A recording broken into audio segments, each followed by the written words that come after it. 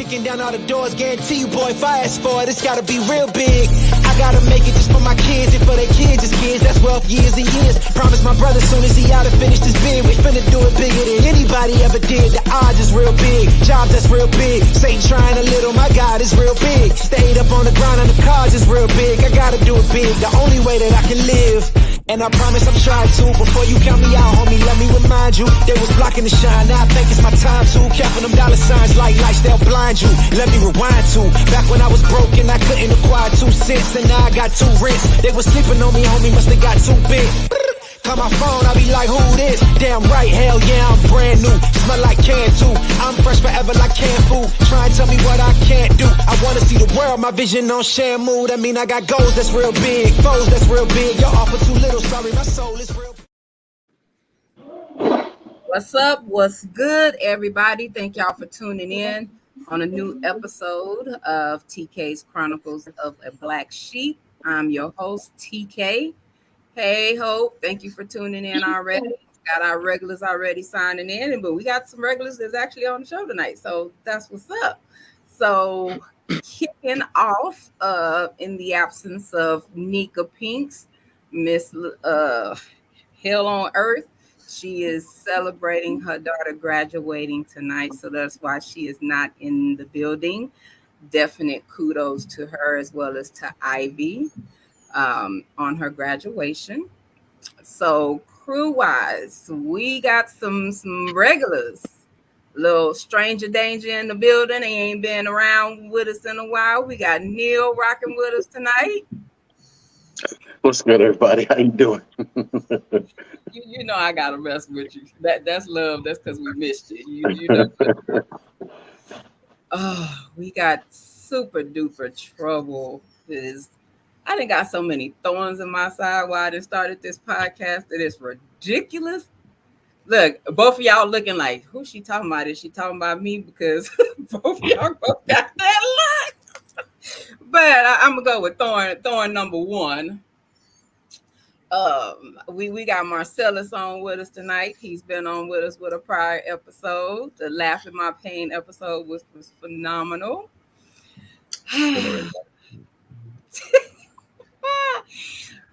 We got a newbie on with us tonight. We got Sir God. He is also a recent follower of ours, and we got a opportunity to pull him on. So I'm looking to see what he's working with tonight. See what he got coming. Because he be in the comments hard. He do be in the comments hard. So thank you for being on tonight. I don't know if this combination. What was you finna say? Who, me? I thought Neil was gonna say something. He had that look on his face. But yeah. So this thorn in my side and growing pain in my butt. I love him to pieces already. It's like that big bro, you got that big bro that you never wanted, but you got him, so you gotta deal with him. So we got Don with us tonight from the Evening Rush Network, which is trouble by himself. It's just a whole panel.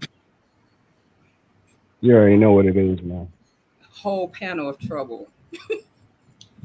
And last but not least, the multiple thorns and multiple pains in my ass. DA. You keep talking. You must got you do got a big ass, so never mind. It makes up for it. All right, we good. So you got enough room to carry all these thorns. So you straight. And you got a little bit more room too. So we straight. They said heavy is the crown. Heavy is that ass. But anyway, what up, fella? Yep. What's good, bro? Good. Shit, man. What's up? Yeah, I'm kind of. I'm gonna take. You just got a reason to drink. That's all it is. You just drink. Oh, the sun is up. Take that first sip. Like, the dogs are barking. Wait a minute. Hold on. Time out. Hold that bottle up. Nah, I ain't holding the bottle. That was an Essentials water bottle, but water ain't black. And if it is, it's a problem. Well, it depends. If he's in New York, the water black. The water's black in a good way, though. Always black in a good way. All brown water is good, bro. All brown water is good. You know what? I'm gonna leave it at that tonight. I'm gonna leave it to that. All right. So how was y'all week? Like, what was the week like this week? You know, this was a 4-day weekend, 4-day work week for most of us. So my week was crazy. Yeah, you got big things going. Your week better been phenomenal. Yeah, my week was crazy. Yeah, it was phenomenal, but it was also crazy, man. You know what I mean? First, you know, a week full of shows is amazing all the time. Just got my deal at Sony, so that, you know, for my record label. So that was some more great stuff, you know. But other than that, yo, I'm chilling, man. I'm out here doing what I do. You know, I ain't know what it is. Most definitely. And I'm gonna go and throw in that the show, you have a few shows that's also on the Evening Rush Network that's getting syndication. Yes. Rel's Relaxation is out in Atlanta. The Queens of NYC, they're about to be out in Philly. So yeah, we out here working, man. Oh, you know, I'm out in New York always. So. I got 2 syndications in New York. So. We moving. Most definitely. I love it. We work out here. I love it. I'm here to talk my shit. It's past 5 minutes, so I'm gonna start cursing. And you know, I want to hear what's on these dudes' minds, man. Cause that whole singing, crying shit that you put up, I'm like, yo, for real, men ain't supposed to cry. Unless you're so fast, nigga. There you go. That's exactly why. This is what. Yeah, this is. You couldn't say that without coughing. Yeah, listen, nah, man. I'm still under the weather, man. But you know, we do what we do over here, man. Yeah. Mm-hmm. Yeah. Rain, sleet, or snow, you know what it is, man. Oh, here we go. Yeah, it's gonna get started. I want to hear some good shit. Let's go, guys. We gonna roll with it. We rolling with it. Where's that energy? Where's that energy? Oh Lord, Marcus, how was your week this week? Because he's gonna be straight first. Introduction in the week first, then we gonna jump into it. All right, go ahead, man. I'm ready. We'll get right to it though.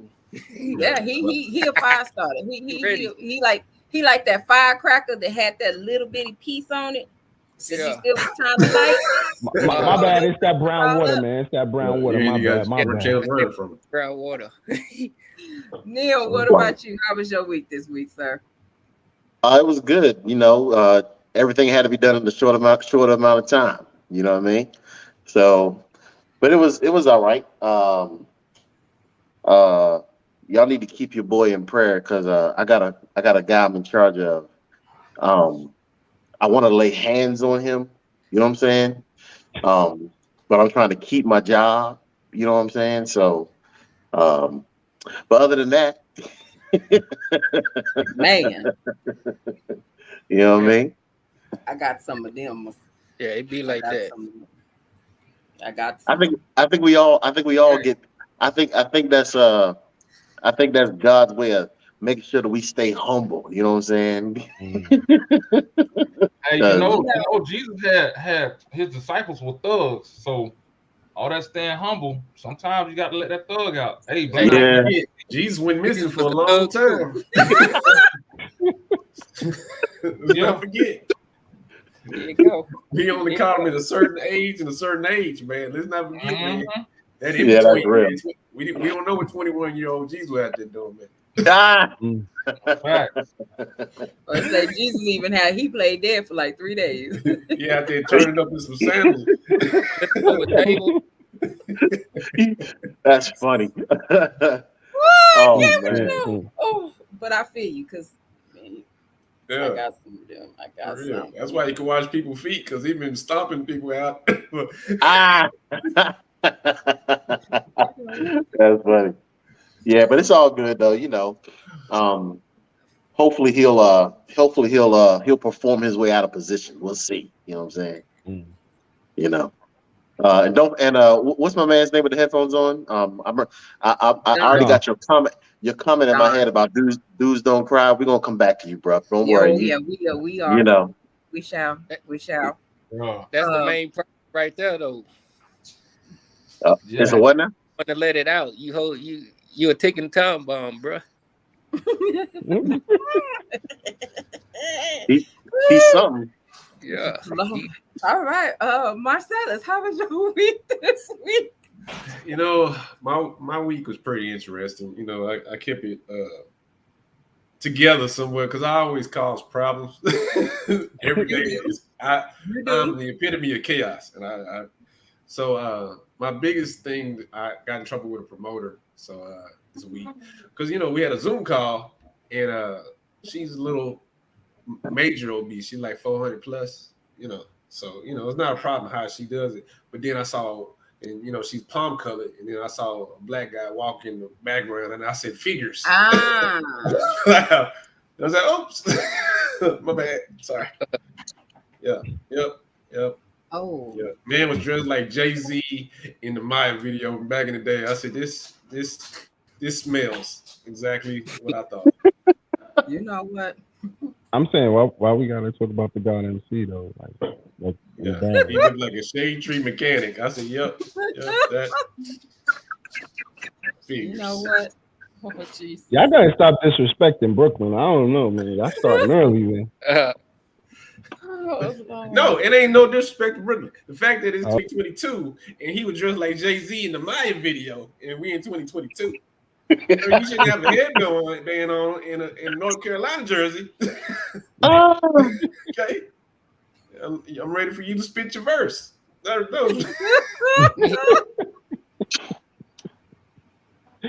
right. Marcellus, did he look like he smelled musty? Oh man, he looked like he finna go work on the car right now. And he looked at me, and I looked at him, and he saw the judgment. I said, "You, sir, I know somebody's fighting for a house. Right now, you're fighting for a roof for your head. That's the only reason why you're here right now." I know. Goodbye. Goodbye. Goodbye. So DA, how was your week besides you not paying your internet bill and being disconnected and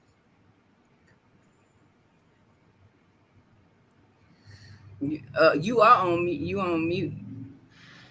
That's good because I said some shit though. It's my week was wonderful. Like I said, I was telling you behind the scenes, I'm almost off the rock. So I am on cloud 9. As long as nothing crazy happens, knock on wood. Yeah, I'll be stateside very soon. Get me some first stop Chick-fil-A. First stop. What? Yeah. You know their food is nasty, right? Except for the waffle fries. I don't give a damn. Except for the waffle fries, bro. I don't even like the waffle fries. Again, I don't give a damn. He said he don't give a damn. So I'm with it. Hey, when you over here and you appreciate some, let me tell you how bad it is. I get hyped to drive 45 minutes to a McDonald's. Damn. Exactly. I'm saying you could have said your first thought was something a little classy than Chick-fil-A. I mean, that's a nigga answer right there. You know what I'm saying? Yeah. Yo, listen. You can't stop that man's hunger. If he's hungry for some Chick-fil-A, let him get some nasty ass Chick-fil-A, man. I mean, so Raising Cane's get you some lemonade. I only go for the lemonade. Yo, Raising Cane's lemonade fire. That lemonade is fire, man. Yeah. That you know what? I just want waffle fries and then Chick-fil-A sauce. That's it. I don't want nothing else. You know what? I'm about to cry right now because y'all are emotionally abusing me talking about Chick-fil-A over some other restaurants. I'm crying in my heart right now. See, that's what I'm talking about. Chick-fil-A, dog. He go crying. Here goes the crying ass dude. Oh God, come on, man. Come on, there. I just met you, man. Are you crying already, bro? I'm crying because you said some doggone Chick-fil-A. You could have said a porterhouse steak. You could have said some crabs or something. Maybe that man can afford that right now. You trying to budget his pocket? I get that here. Like I want something that I can't get here. I could get a porterhouse. I could get crab. Matter of fact, they crab and lobster stuff fresh. Well, not as fresh as DC. Oh yeah, you joking But crazy. You about to say You what you finna was be about excited to when say? you see your first it's, crackhead. Yeah, it's you first got. in a lot of other places. Everybody know the wharf is popping. Yeah, You yeah. be So like, Wow. yeah, I'm back, baby. I ain't sure. Oh Jesus. Well, all right. Glad y'all Hey, had you some got Sir interesting. God. Look, how you gonna miss? How you gonna leave him out? You Yeah, asked how you about. gonna leave Sir God out? Yeah. I didn't. Oh, I asked him. Yeah, This show y'all ain't paying attention. I asked him before I asked Nick. See, we No, know no, what. no. I didn't hear Sir God tell us how his week was. exactly. I just Thank said you. good. Thank you. That's what he said. That's Thank what you you, said sir. was good. Oh, okay, my bad. Yeah. That's what he said. He That's why we obviously ain't did because he said it's is a so man soft. Like it's Yeah, good. he said that mad quick. yeah. Good. He Yeah. made it quick. That's Y'all one of just them. wasn't listening. Turn your That's one of hearing them. aids Shut the on. fuck up and leave me alone. Comment. Yeah. That's what that was. Mind your Yeah. fucking business. It was good. Exactly. That's it. Yeah. That's it. Mind your fucking business. It was good. That's it. Can Yeah. the elderly people turn y'all hearing aids on so y'all can hear? And if y'all's apology is appreciated. Thank you. Anyway, so You see how women are? Jesus. She's gonna be the prime Call him, example sister. for tonight. Call him. Call him. You gonna She's need him going to tonight. be the Call him. prime example for tonight. I'm being real. Uh-oh. Because most women give you that attitude. Just for, Whatever. did I not So, get an apology? Why didn't I get an can, apology? y'all can Like, get an attitude with me, but Okay, I can't made a get- mistake. I didn't hear Okay, him. thank you. I appreciate that. Thank you very much. See, I can say I thank you. I'm not that kind of woman to say I ain't taking no problem. Thank you. I appreciate that. Show appreciation. Anyway, so kicking it Hold off. up. I just got a text. I got to be on my best behavior again. Thank you, Rainbow. I'm on timeout. All right. No, that shit. Hey, she don't run this. Hey, check this out. Don, we get loose. Get loose. No Grey Goose. The only thing she running right now is her mouth. That's it. Oh. Boy, the shit talkers that is on here tonight. Let's go. All Let's go. right. So I'm gonna Let's hit get y'all with the first question. First question. As a man in today's society, what is your toughest struggle? Staying alive. Ooh. Wow. You just gonna leave it at that? Staying alive? Damn. It's real, bro. I don't know. We all from different places. Me from being from New York, staying alive, bro. Like Yeah, niggas getting shot every 5 minutes out here. I don't. You know what I mean? Oh wow. I don't Okay. know about that. Hey, 'Cause, like, yeah, I don't know about that. What? You don't know? You don't know about people getting shot every 5 minutes out here? No, I know about people. Oh, I was getting about to shot, say that shit is on the news consistently. Brooklyn, Bronx. I'm always a mindset of one day we gonna die. That's how it's gonna go. I'm on the mindset that one day we might die, yes. But I'm also on the mindset that I got children that I want to see grow. So Facts. you know what I mean? Me personally, I want to just live. I want to see them grow. I want to, you know what I mean? If you think about generation wise, yeah, you can. Being in the right place at the right time and trying to stay out of as much trouble as you can. But if you really think about it, our grandfathers and grandmothers used to live to like 80, 90 years old, 100 years old. Our generation mostly dies around 56, 57, 58. You know what I'm saying? And it's like it gets less and less the more, time goes on. Because right now it's kids killing kids. So yeah. But that's been going on forever, ever in a day. So like I'm yeah. I mean, beginning of time. You're right. It has been going on for the end of beginning of time, but you should want to have a longevity in life. You shouldn't want to, get your life cut short. You know that's because everybody is strangers. People don't have a problem killing strangers.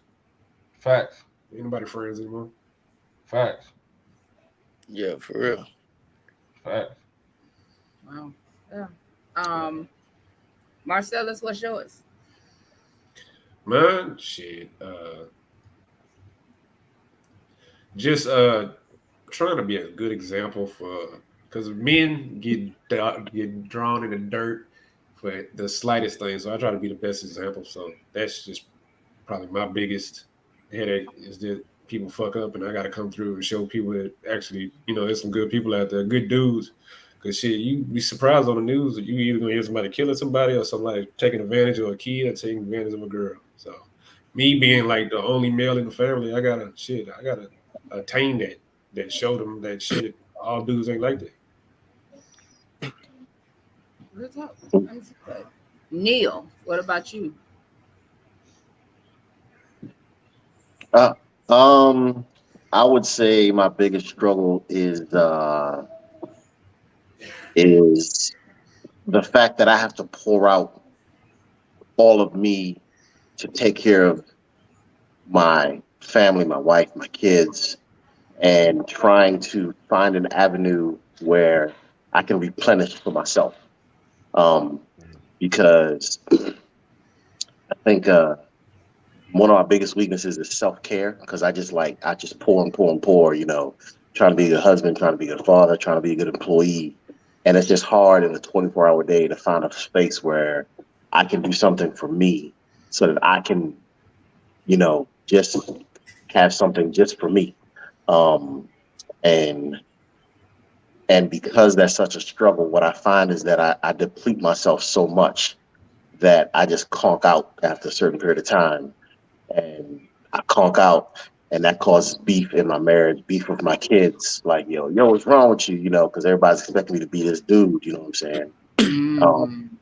But yeah. So for me, that's my biggest struggle, and it's just been a very difficult. I'll be honest with you, it's been a very difficult season for the past 3 years, just trying to find that balance.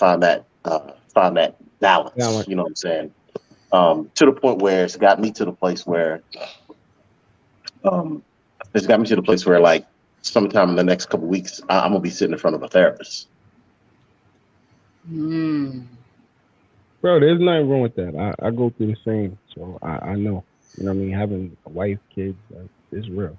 Yeah. So, but no, you got a brother to lean on over here, man. Trust me. I appreciate that. No problem, bro. Wow. Sir God, what about you?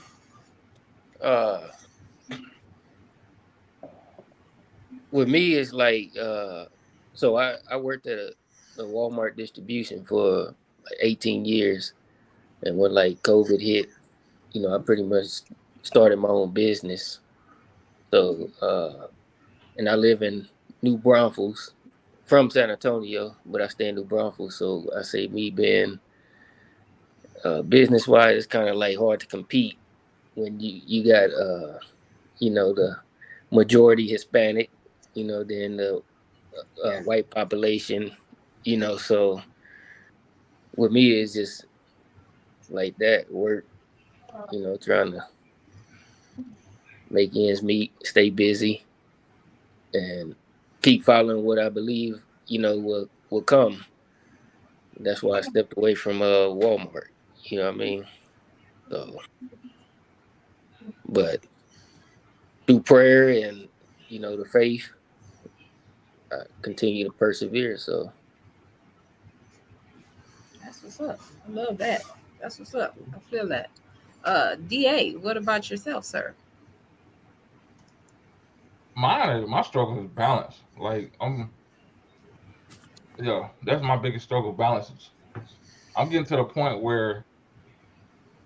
in my life where I feel like I'm going back to my 20s, and that's not a place I want to be. That's like that. That's a rough time in my life when I was really like, wow, and that's not a place I want to be. And then trying to figure out my next step as far as uh, after the military, because I got about a year and some change left. So now that's another transition. Then transitioning from here, and then watching my son. He's in Missouri, trying to help him do that. And it's just like I'm trying to find a balance. Like, all right, what's priority 1, 2, and 3? Like everything's priority right now. And it's crazy because I was thinking about this yesterday, because it's getting to the point now where I'm forgetting shit, like simple shit. Mm-hmm. I walked out the door finna go to the store. I ain't got car keys. I ain't going nowhere. Mm-hmm. stuff like that. And I'm just like, hmm. So that's what I struggle with. Mm, okay. So I'm gonna touch on something that Neil brought up, and I actually love that Neil brought that up. Um, in our culture, Black culture, um, therapy is definitely frowned upon.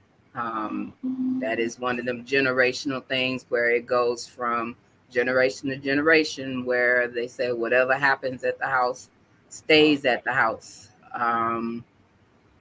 That you don't need therapy, you need Jesus, or get over it, you be all right. Those kind of things.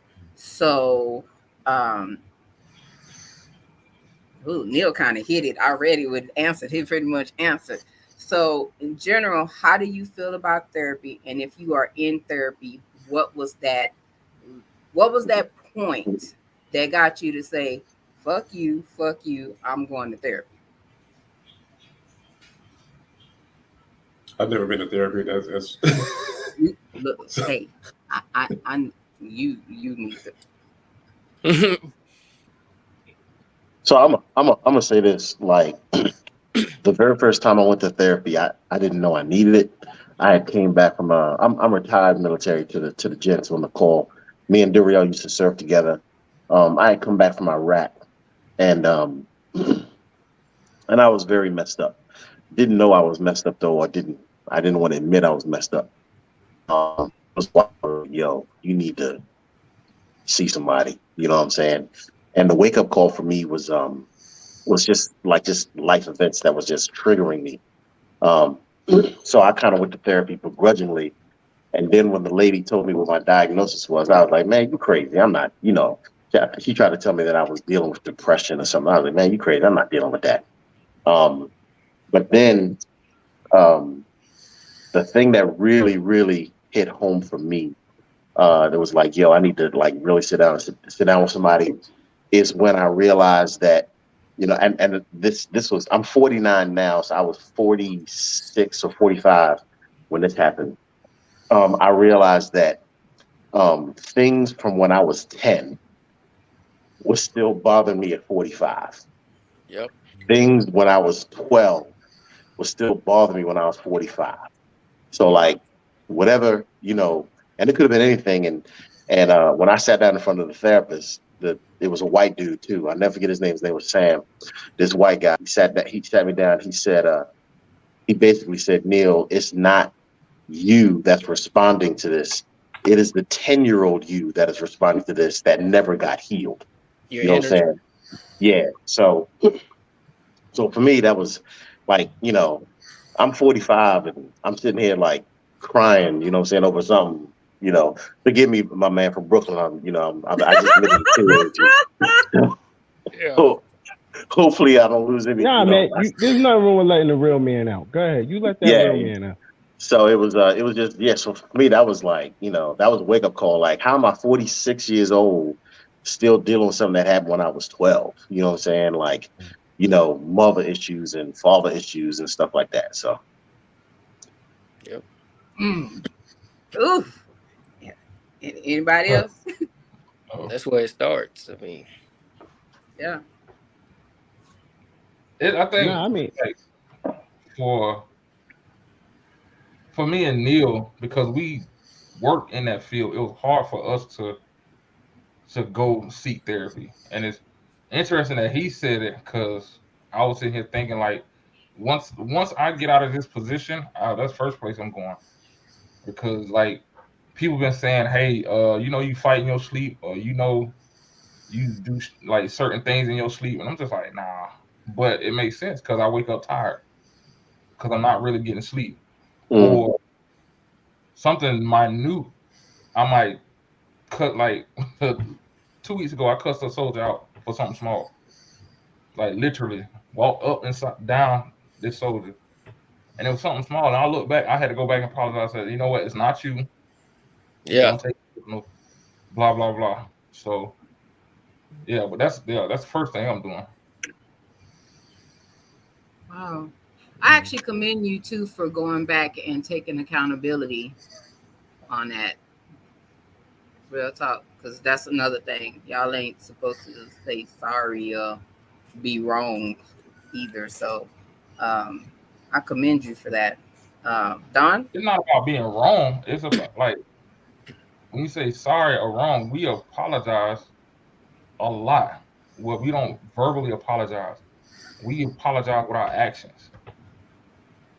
Like I think as a man, especially black men, words don't mean shit unless it's backed by actions. Hmm. So you can say you can like, we might be going down the wrong rabbit hole on this one, but you can tell me, oh, I love you, but if your actions don't line up, I hear what you're saying, Right. but 2 and 2 don't equal 4.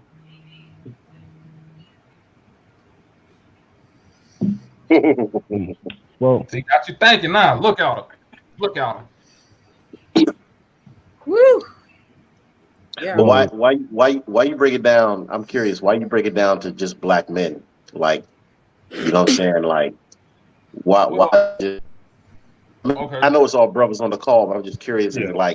Is it that tunnel for you, or is it like just with anybody? It's not. It's not. And I'm glad you said that. It's not tunnel for me, but that's the world I live in.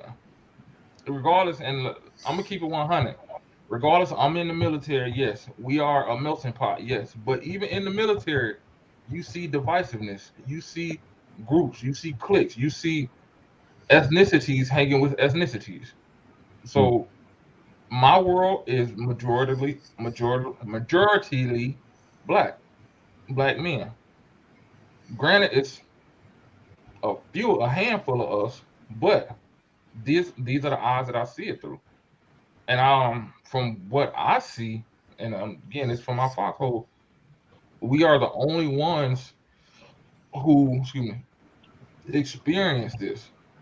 From what I see, like we're the only ones that seem like get attacked on a daily basis. Like we're I at the mean, bottom of the food chain. I gotta disagree, only Oh, because you know, Caucasians, different races go through same thing or similar things we go through. It's just more publicized when we go through it. why is that? Um, to say it really crazy, we have, us as black people have the mentality to excite. I guess Have the it's because mentality? Do we have the mentality to do what? for us to be excitable. You Oh. notice, like when we get pulled over by cops, the first thing we do is, "What did I do? What did I do? What did I?" Instead of just complying. Oh It's, Lord, you oh, about to take the this. conversation to a whole nother plane, bro. Nah, listen. I'm. The reason why I'm saying that is because I see it every day. You know what I'm saying? I watch all these YouTube videos and it's always that's the reason why they say it's the cops' fault. It's the cops' fault. Or even military police, they get it too. They're wrong. Why? Because you didn't want to comply, or because you felt the way. So I see it. Go ahead. but other races do go through the same thing. We just don't. It's not publicized. You know what I'm saying? Okay. But just to run it back a little bit, as far as the therapy thing, you're 100% right. When I went to therapy, it made me realize a lot of things. It started with me admitting I had mother issues. It started with me admitting that, I was abused as a child and things of that nature. So it brought out a lot of things that I was ashamed to admit, I guess, to myself. Yeah. So I did go through depression. I realized, they told me, you know what I mean? I don't want to say they told me, I realized that. That yeah, I had depression. I went through a moment where, things wasn't the way I wanted it to be. I realized I had a sexual addiction problem. These are all the things that came out from therapy, which was good to learn because then was able for me to fix it and heal. So, you know what I mean? People, when they frown upon therapy, therapy is actually one of the greatest things if we take time to wanting to resolve our anger issues, our problems. It's actually a good thing. You know what I mean? So, that's why I just basically wanted to say there was nothing wrong with therapy, and I think all people should try to seek therapy, because women have issues too that they negate as, I don't need to see a therapist, but they actually do. And it's nothing bad. Seeing a therapist is not bad. No. Yeah, it's not. I mean, technically, I tell jokes on stage, so that's kind of like my therapy. I get to talk about there you go my problems to just general audience. I just sit on the couch and talk to one person individually. Yeah, bro. Just like you saying comedian, being a comic is your therapy, being a podcast is mine. Yeah, I'm able to talk more about my problems, and I don't have a problem with it. It helps, and that's why I love comedians, because they express, in jokes, and it also entertains other people, which is a great therapy in itself. But I definitely want to commend, DA and Neil, y'all fighting for the country and all that. I definitely commend y'all on that, man. I had a cousin. I think everybody in the military, I did not know how hard y'all jobs were until I was probably like 20. Went to go visit a cousin in Las Vegas, and her boyfriend at the time was in the military. And apparently those helicopters hit those mountains all the time. And his job was to go out and collect people who hit the mountains. And he'd be out there for days. And my cousin had to tell me, like, don't talk to him when he comes back. He's going to put himself in a room and he's just going to sit himself quiet for like a couple of days. Like, and we're on vacation. Like, we're getting out the house so he can have his time, because nobody wants to go out there and pick up body parts out there in the middle of a desert and then come back to fun and happiness. Like, your mind's not meant for that. Like, I did not know the military was that intense. Like, you just don't think about stuff like that. That's why you see a lot of them come back with PTSD. Yeah, it's because they go through a lot of trauma, over there. A lot. You know what I mean? So that's why I said I definitely commend y'all too. Appreciate that, man. Oh, most definite. So with that also being said, I know most of the panel is married. So there was something I posted into the messenger, and it talked about, it was the TD Jakes clip. I don't know if everybody remember that one, where he talked about being able to speak his feelings to his companion, significant other, whatever, and if he was actually being heard versus somebody just listening. I know we talk about you listening, or if you're actually being heard. How important is it for y'all to have that safe space with? I know a lot of people say they can talk to their boys. Some say they can't talk to their boys. Everybody's in a different place. So as far as that goes, who is that person that you can vent out to, express your feelings and emotions to without you being judged? Oh shit. That's like getting emotional right now. Like, I've had the same homeboy since I was like 13. It don't matter what. Yeah, he's gonna be supportive, but he also gonna judge. That's just he's gonna tell you you're right, he's gonna tell you you're wrong. And at the end of the day, you're gonna need somebody to judge you, because you need somebody to tell you when you're right and you're wrong. Man, somebody just out is there. Is that judgment, or is that holding you accountable? Yeah, accountability. Yeah, because when I hear judgment, I'm just like, I think of that silent judgment. Yeah, dog. Yeah. Then behind your back, that motherfucker crazy. Yeah. Or they start treating you different because of what you said. Yeah, no. That's a whole different ballgame when you do it like that. That's kind of like talking behind my. First of all, I don't talk behind my back. Right. If I told you something's out of confidence, so right. Like TD Jakes said, if I told you and you bring it up out of spite, out of anger, that'll be the last time I ever tell you something. Now you can put yourself in a different category. Now you over there having arguments talking about why don't you never open up? I want you to talk to me. I'm gonna say something.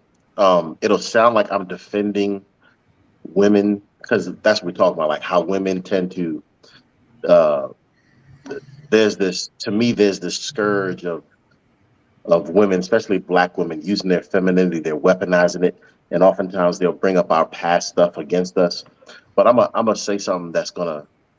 This is something I just realized it like just yesterday or day before yesterday. A lot of times people have intentions on doing stuff, like we act in a way towards our parents or our spouses, and the intention is to do something to receive something back, some type of feedback, whether it's great job or whether it's, whatever it is. That's the intention behind it. Or sometimes we do something with an intention and it's perceived in the wrong way. And so what I have found is that when our intentions are not perceived correctly, we tend to build a wall and then are not able to validate or reconcile another person's feelings. So what I think is going on is that women have intentions that are being perceived incorrectly, and then they're building up a wall, causing them to weaponize the things that we tell them. Does that make sense? It makes sense, but I'm gonna say No, like now this. I'm not excusing their behavior. No. I'm gonna say this. No. Women, once they've been hurt, that wall is automatic. If you notice, that's why it's always been said that, when you meet a woman, you got to beat down that wall. You got to break down to get to the real part of that woman. See, and that leads me to the second. Common. But that leads me to the second part of what I'm about to say, which is it is not our job to break down that wall. It is their job and our job. So, and I'm gonna say, we're talking about the dynamics between men and women, but I have that myself. Like, I realized that, like, I've had intentions that were misconstrued by my parents, by everyone, and that causes me to not be able to reconcile certain feelings with my spouse, with my kids. So it's not my wife's job to pull that wall down. That's my job. That's my job to go in front of a therapist. That's my job to go wherever I need to go to reconcile that, to whether it's need to forgive my mother or forgive, that's my job. And that's their job to reconcile that. So you talk about, we got to go in a relationship and we got to break down walls and all that. No, we do not. I disagree with that. That is their job. I'm going to support you and I'm going to be like, hey, you know what? Maybe you might want to go see somebody for that or whatever, but that is not our job. That is their job to handle that. And whatever they bring it to. I'm sorry to cut you off. I don't want to say that it's a job. It's a part of trust. The wall is there for trust. Some people come in with trust. Some people you have to earn their trust. Some people are, they don't fucking trust nobody. That's just what it is. So when you have a person like that, if you have to earn their trust, because that's why that wall is there, because they don't trust you, they want you to earn their trust. It's your job to try to earn their trust. It's your job. If you want that woman, it's your job to say, you know what, listen, maybe I gotta, if I gotta get past. You still gotta, at the end of the day, gotta get past what he did to you, but understand I'm not him. But at the same time, I'm trying to show you that they could be better. You know what I'm saying? So it's not a job thing, but it's a way you got to be able to communicate to get that person's trust. That's what a wall is, just the trust factor. And you can't compare the trust you have for your parents to the trust you have for your woman, because there's a bigger difference. Like, you go into life having unconditional love for your mother and father. You know what I mean? You don't go into having unconditional love for your spouse. That's something that has to be worked on. And that's from both parties. You know what I'm saying? So you have to, that's that unconditional love thing is a bigger difference. Way bigger difference. So you have unconditional love for your parents. I assume. Can't say, because everybody's different. You know what I mean? I ain't like her from the beginning, but you know what? That's my mother. You know what I mean? I ain't know my father, so fuck that nigga. You know what I mean? So that's just what it is, man. Okay. So, Sir God, you got anything to add to that? What was the question again? Right.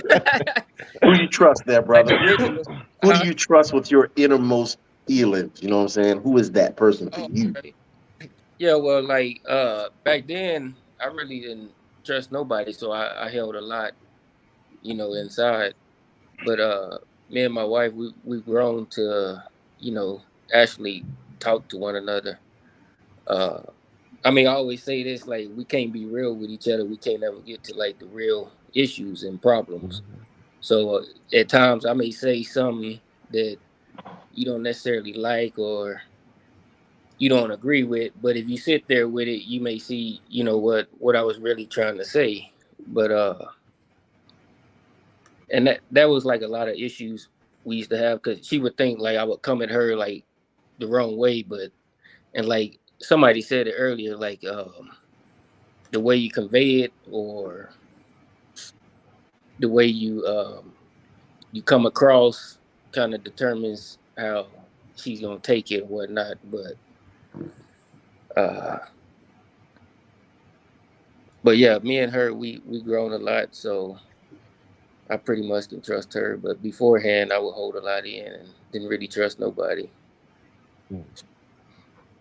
But what about like why? Maybe it's just me. What it seems like again, seems like we are the ones doing all the pushing, the shoving, to get this stuff to be understood, to get our message across, to get our thoughts even just accepted. Why is that? Mm. You Because talking about like, as far as like because in America, like just in general, like period, like because we started the question was we're talking about the TD Jakes thing, and we're talking about who is the safe space and everything, and we went from saying, oh, we had a homeboy to, oh, we got to tear down these walls and we have to do this. She gonna have a wall. She gonna have what the fuck? What about us? Like real talk. Like are we that conditioned where we just say fuck everybody else? I mean, fuck ourselves and take care of everybody else? Because that's I what don't it's. want. I don't Because want to say that. I want to say like we're providers. and that's fine, but That's most men are trained as providers. So that's true. and most women are trained, to be a person that nurtures. So I mean that's why it's I get what you're saying, but you got Because a good question. You got a good question. It's just I'm I gonna use can't your I don't analogy. have an answer for that one. Like I'm gonna use your because analogy. I just look at it like that. I'm gonna use your analogy. Okay, we're providers, right? Let's scratch everything. We're providers, hunters, and everything. We're supposed to go out and bring the food in, right? Mm. Everything. So if we're not getting taken care of, who the fuck gonna eat? And I think I don't know. I that's guess where that's the part of us saying we're a man. yeah, I'm a and then man. that's I'm not gonna. I'm being taken care of when you bring that food home and she's cooking the but food for if you to that's not eat. happening, then what? If that's not happening, then what? You see what I'm Well, saying? you know what it is. The difference is society today. To be honest, And that's what society literally today hold up. got us where we at right now, I where was there's just a about to go there 50-50 too. split on everything. Women make more bread than men nowadays. And that's where So I was about to go there. I was just yeah, about to go there. Yeah, but at the same time, if a burglar break in, I'm not the one supposed to have the phone for the 911 call. I'm the one supposed to go to the door. I got to go to the doors.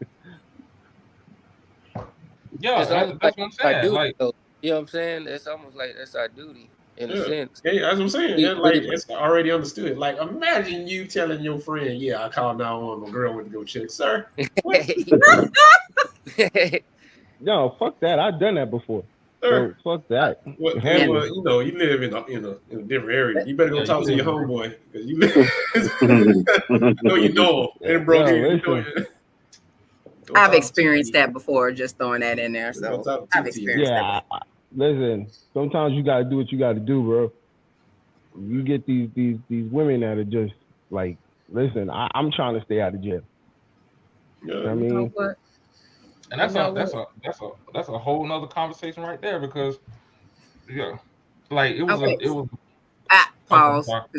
Let me Because get the comment. you said let's turn up now. We finna get So, turn up now. well, hold on. I know, but you fussing at me about the comments too. So let me get the comments. Yeah, I just So want to say, man, A. Child Jr. That was a great comment.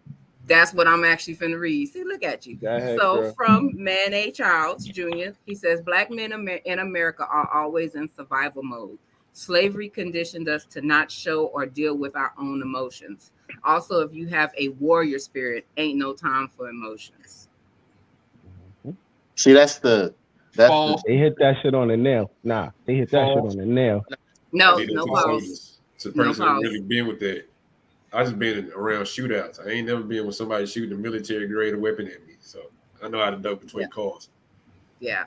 Not to say that I have. Okay. I have, but go ahead. I done lived a rough life, baby. I'm not gonna hold you. Say that I have. You know, we've So, all been Alvy- in predicaments. Yeah. Alvy said, but what about us? We have experiences too, and we have been done wrong, but we have to jump through hoops and bow down to get simple stuff like understanding. What the hell? Yeah, that's definitely true, bro. That's because you know, a lot of it. I ain't gonna say a lot of stuff. This is gonna be bad. I'm sorry, ladies who are listening. A lot of y'all deal in chaos. Like when y'all watch those reality TV shows, that is formatted chaos. Like I don't know why women subject themselves to that kind of friend circle. Like you see when they have the the reunion special, they always bring the husbands in. And the husbands act cordial. It's like they're pit bull trainers and they got to hold the pits at bay while these women are attacking. He's right. He's right. Yeah. And I always wondered that. Like, I always wondered that. it's ridiculous. And then the crazy part about it, that's going to lead to Will Smith.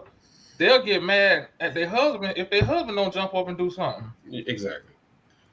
Well, I got to tell you, this person isn't friendly. Hold on. Do you really feel that Will did that because Jada gave That him was a an look? act, dude. I say it was an act, man. I'm with you, sir, God. I'm so with you right there.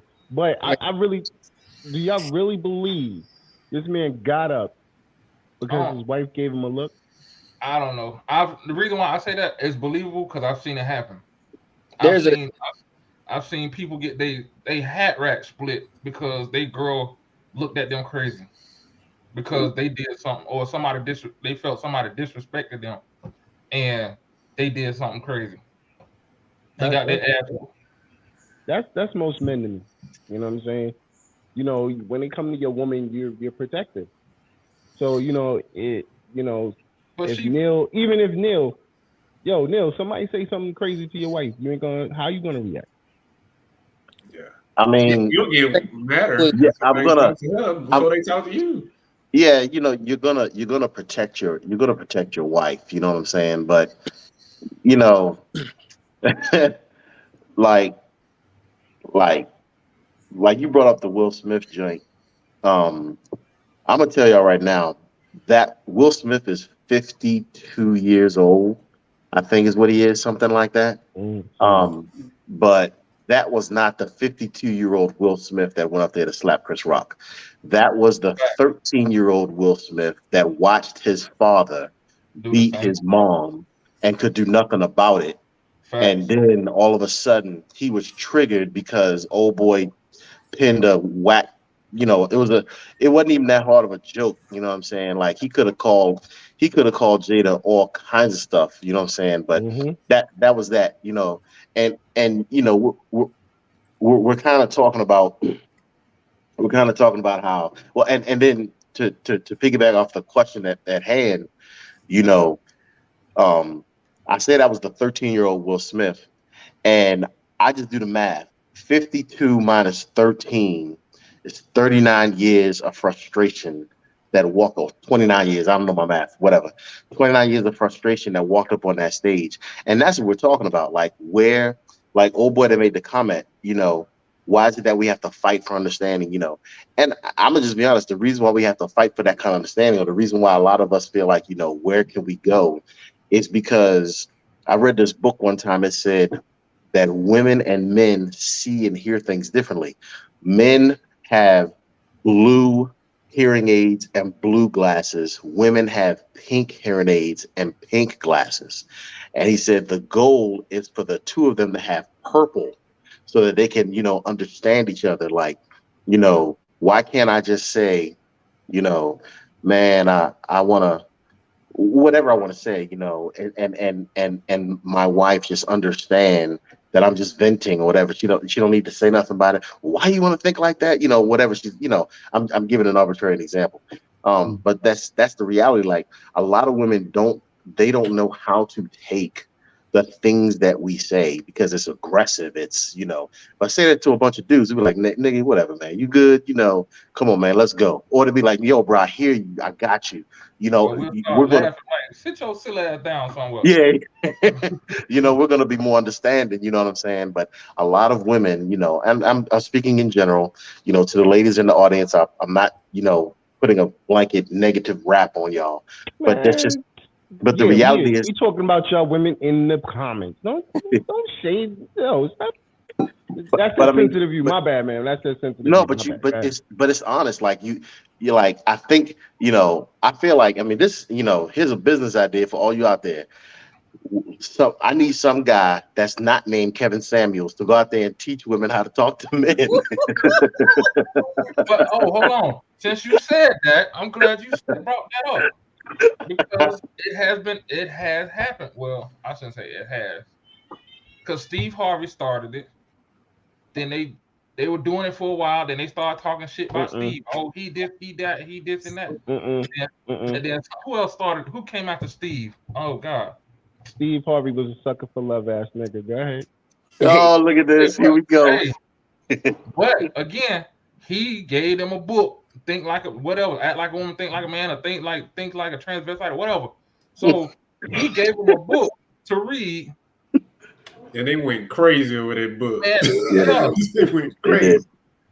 And so, and it's like we keep doing it, but it comes up with the same results.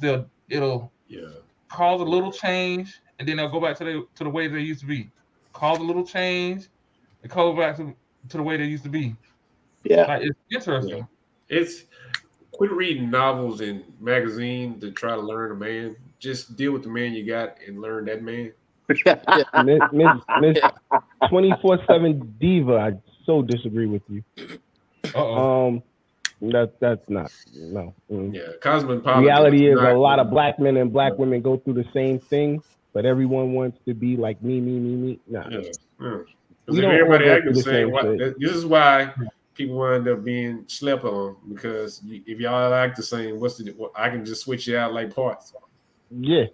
Yeah, that's 100% true, bro. Right, Mr. Potato Head. Exactly. Yep. Like, I need an arm. Come here, Lakeisha. It won't be that. I need a booty. Come on, Megan. Yeah, there you go. I love this. So comments. Man A Child said it's called being a man and being smart. A female cannon will get you killed. A real woman who loves you will not let you hurt for her honor. He could have walked on stage and whispered a little something in his ear. It was all staged. He could have called him in the backstage. You know what I'm saying? If he really had a problem, he could have called him on the phone. We do it all the time. Nigga, I got your phone number. Every man knows there's a time and a place. That was not the time and the place. Yeah. But see, y'all. But see, I think y'all are. I'm a disagree with y'all in the fact that like you all are seeing the 52-year-old Will Smith doing that behavior, and that was not him. That was the 13-year-old Will Smith who had undealt with his problems. Critical Rock is a 13-year-old. And I was gonna say also too, you gotta listen to what he said. A couple of interviews prior to that, he got tired of people calling him soft, saying he was a soft rapper, saying that he was this, saying he was that, saying he was square, all that stuff. So you put that in, you got a melting pot of aggression or anger towards. You don't do that on stage at the Oscars, bro. Let me explain something to you. That's like you saying you in the military, and because you go through what you go through, you could just easily come home and slap the shit out of somebody just because, but you didn't think about it. It just came out your hand. Let me just slap that. hold on. That has happened. I pulled the gun on somebody coming back from deployment. So that's not Let a me good ask you a example. question. Let me ask you a question. How old were you when? How old were you when this happened? I was in my 30s. Okay. So you think you haven't gained, what part of the maturity have you gained to think about it before you did it? Then or now? Then, right now, do you think you Now, did the same thing now? after that experience, probably. Then you didn't gain any maturity. Probably because it's a reaction. It's not a reaction. You know what I'm saying? Like even right now, for example, me, when I was younger, I used to do a lot of dumb shit. Would I still do that dumb shit now? No. I have reality. Reality is I already thought in my head, yo, I'm not gonna fuck up because one, I got family I gotta take care of. I got kids I want to live for. It's too many variables for me to lose everything I got for one dumb mistake. Yeah, I feel. like we've all played. I don't know if everybody's played. We've all played a violent sport, football, before. You know, if you want to mess somebody up, you wait for the whistle. Will old enough to know you wait on the commercial break. Commercial break, I'm on you like white on rice. But I'm not finna mess with you while you finish this, while you doing this monologue. You've already moved on to like 3 jokes since then. Yeah. Like you've already the hard part already over with. You just going up there being stupid at this point. Like, dude, yeah, you might have blacked out, but guess what? It has consequences. It is what it is. Like that walk should have brought you back to reality. I am tripping. It's a long walk. Yeah, but that's what I'm saying, bro. Like at the end of the day, we at an age, and I'm sure I heard Neil say he's 46. I'm 46. So I'm at an age where I'm gonna make different choices. You know what I'm saying? I'm not gonna just jump out the window. You know what I'm saying? I got too much to lose to jump out the window. You know what I'm saying? I mean, but see what you're doing is, and let me just say this: I am in no way, shape, or form excusing Will Smith's behavior. I'm not even excusing any grown man's behavior. It is similar to that.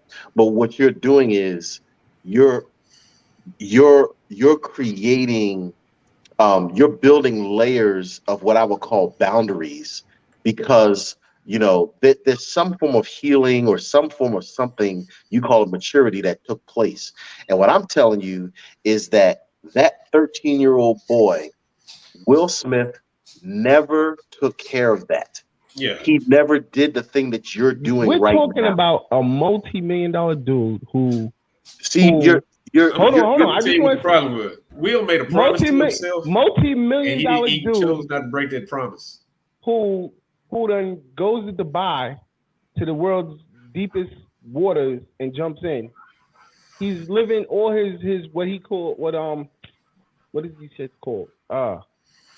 His everything he wanted to do in life. He's doing his bucket list. His bucket list. Thank you.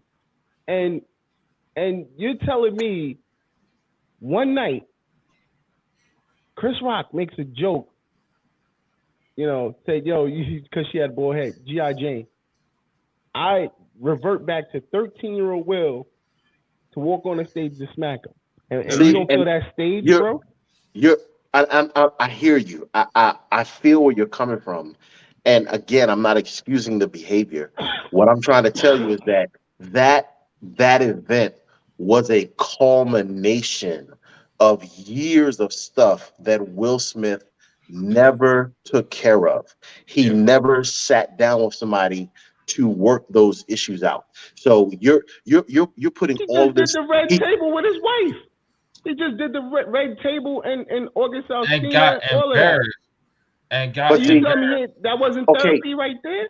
No. But see, I hear what you're saying, but I mean, I don't want the conversation to just focus on this joint, but I just want you to understand, and I'll make it even broader. And I'll put myself into the situation. Okay, my father died when I was 17 years old. Okay, so I am, and I'm not 46. I'm sorry, I'm 49. My condolences, though. No. I just wanted. So my father died when I was 17. I'm 49. That is 32 years ago. Okay, and I will tell you right now, about 6 months ago, I had a dream about my father, and I woke up bawling, crying, bawling. It was just like my wife was like, "Yo, what's wrong with you?" And I was just, and I had that experience when I was talking to her. And what I'm trying to tell you is that when there's an unhealed trauma, none of those things matter. I'm telling you, you're being very logical in your thinking. He has this. He's a multimillionaire. He's done this. You're putting all these ingredients in the gumbo. And what I'm telling you is that when you have an unhealed trauma, those things go out the window. And here's the kicker. I'll tell you this right now. Most black men who act out, I will tell you right now, they are acting out from an unhealed trauma. They everything goes out the window. I have a wife, I have a kid, I have a job, I have this. All of that goes out the window. Duriel was very honest when he said he pulled a gun on a dude because there was something that wasn't healed that sprung, and he did what he did. Duriel has a kid. Duriel, he might have had a wife at the time too. You know what I'm saying? And I'm just trying to get you to understand. And I would argue that most of us as black men, when we act out of character, if we were to do the real look in the mirror, we could find an event or something that has not been dealt with where that came from. I promise you we could. No, I definitely agree with that part. And like you said, that's a lot of my maturity came from therapy. And that's what I told you from earlier. You know what I mean? So I get what you're saying. A lot of my maturity came from therapy. Yeah. So I get it. I get what you're saying. Okay, so basically, all in all, when it comes down to the protective part, all of y'all are gonna think sensibly on how you react when you're protecting your significant other. Hopefully, anything's possible. It depends, man. I ain't gonna hold you. It depends. Mike Tyson smacked my wife on the butt. I gotta look twice. I'm always gonna match whoever's energy. Really? And sometimes you're gonna go beyond that Nigga, energy. that's Mike. I mean, that nigga knocked all my head off. No, you know what I'm saying? Yeah. Sometimes ain't far enough. You know what I'm saying? You know what? All he did was smack on the ass. You gotta set a standard. Sometimes you gotta set an example for somebody. You're like, dude, did you have to crush all his bones? I sure did. I sure did. It's not just for me, it's for the next person to understand that these bones are gonna get crushed. You know what? I can't with you. I don't even know. I can't see you crushing anything. So yeah. And that's the thing, like you said, like if Mike Tyson touched my wife on the butt, my girl on the butt, I gotta bury him. I got to. Oh, you got. Good luck, bro. Let me tell you something. Mike Tyson Tyson. Went to sleep? I've been knocked out before. I've been choked out before. Oh yeah, so there you go. That says less. Say less. I get it. I ain't never been asleep, bro. So I have no intention of doing it. Oh, here we go. But here we go. There's ways of doing it. I'm gonna grab something and I'm faster than Mike. I'm gonna let Thank you. I'm gonna chunk it. I ain't gonna lie. I'm not gonna be in that. He's a professional fighter. I fight fat dudes on the side of the street. What you think I ain't gonna do to me? You know what? See, my thing is, I don't fight fair. You know what I'm saying? Like I'm just, I'm 2 ounce soda and I'm throwing that sucker across the club. Yeah. I mean, I just want the reality. All he did was smack her butt, bro. Yeah. You gonna go 99 for a butt smack, man? Next thing you know, he gonna be kissing her though, man. No, I'm not gonna let it get that far. I'm be like, yo, Mike, that's fucked up. That's fucked up. Really? Why you disrespecting me like that, Mike? That's all you gonna say though? Look. Yeah, I'm gonna talk to Mike. I ain't gonna go. Listen, man. You tripping? Yeah. Like you having a bad day, man. Look, let me you some butts. She gonna turn into red. Now you know she mine. She both are, but she stay at my house. You know how I know not to fight Mike Tyson? Because other professional boxers are scared to fight Mike Tyson. Hell yeah. You crazy. Like, we on the plane. Hey, we all knew. Did you not see what he did to Mitch Green eye, bro? Yeah. Bro, I'm not gonna sit there like this. I'm not. I'm gonna sit there key. As soon as I find that ball stool, Man, I'm swinging like I'm swinging for in a home run derby. Y'all funny. Y'all I'm funny. getting all the soda cans, and you're gonna see me with a like a basket chunking themselves. Boy, I tell you. Boy, I Oh, tell you. I'm on So Quincy TMZ. is Man, in will the throw comments. something. Really? Mm-mm. Oh my God. Quincy said people who are mature enough to think before they act live longer. Very much so. True. Not all the Yeah. time. Sipping Paint says, I have a house full of family and friends, and we are all here talking about the topics that y'all are discussing. Great points. About to pull it up on the TV. Oh, I could just imagine that environment. Appreciate the love, guys. Imagine. Who was that? That was Sipping Paint. Yes. Yes. Sipping Paint. Do me a favor. Tell me how many people in your room so we can know what we're looking at. You know what I'm saying? Is it 20 of y'all in there? I'm curious. Oh boy. Manchild says, when you are not healed, you will become unhinged. That's real. That's real. Ugh. I mean, Neil proved the point. I have to give it to him. Yeah. That's real. You're a firm believer. I wouldn't Hurt say- people hurt people. I wouldn't say Certainly you want to become unhinged. Like I guess for me, unhinged There's 6 of us. has a different connotation. You would respond differently. Like, yeah, because it again, this thing called life, there's no true or perfect response to everything. So you could just respond how you gonna respond. You can have the perfect life and still respond in a fucked up situation. Like shit. Like what's the Menendez brothers? They had a perfect life, and killed their brother, killed their parents. Perfect life, no problem, no struggle, no nothing. But quirked out because I guess they didn't get a cheese sandwich or something, and just killed their parents. Not the cheese sandwich. But I'm saying, like, we talking about. I got the part about healing, not healing. Yeah, and sometimes not healing is healing, because some things you're not gonna truly heal from, but you understand what you're going through or what you went through. Being aware of it, I think, is a big part. Having awareness. Yeah. You know what I'm saying? Yeah. Not saying Once that you become aware of the problem, then you can begin to fix it. Yeah. Not all the time. You can work on it unless you don't Yeah. want to fix it. You know what I mean? Like some people do. Some people avoid the situation. Yeah. It all depends on what you've been through, because everybody handles the situation different. If you don't know something, they're gonna call you naive. If you've been through it, you be like, you call yourself street smart. Everybody different, so it's kind of comes down to basically your life experiences. Yeah. Now I'm laughing at broadcasting with Boss Lady. She said Yes. you got folks over there talking about starting over in there. Black sheep in the building.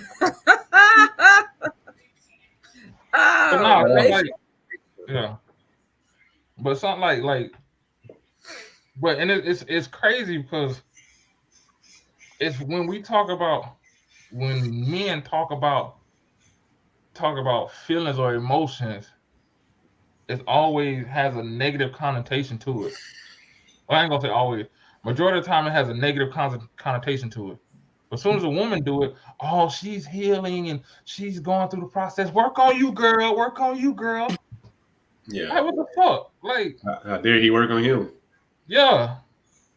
What are you? Oh, he'll be a piece of shit all your life. Yeah. Talking about your mama. Facts.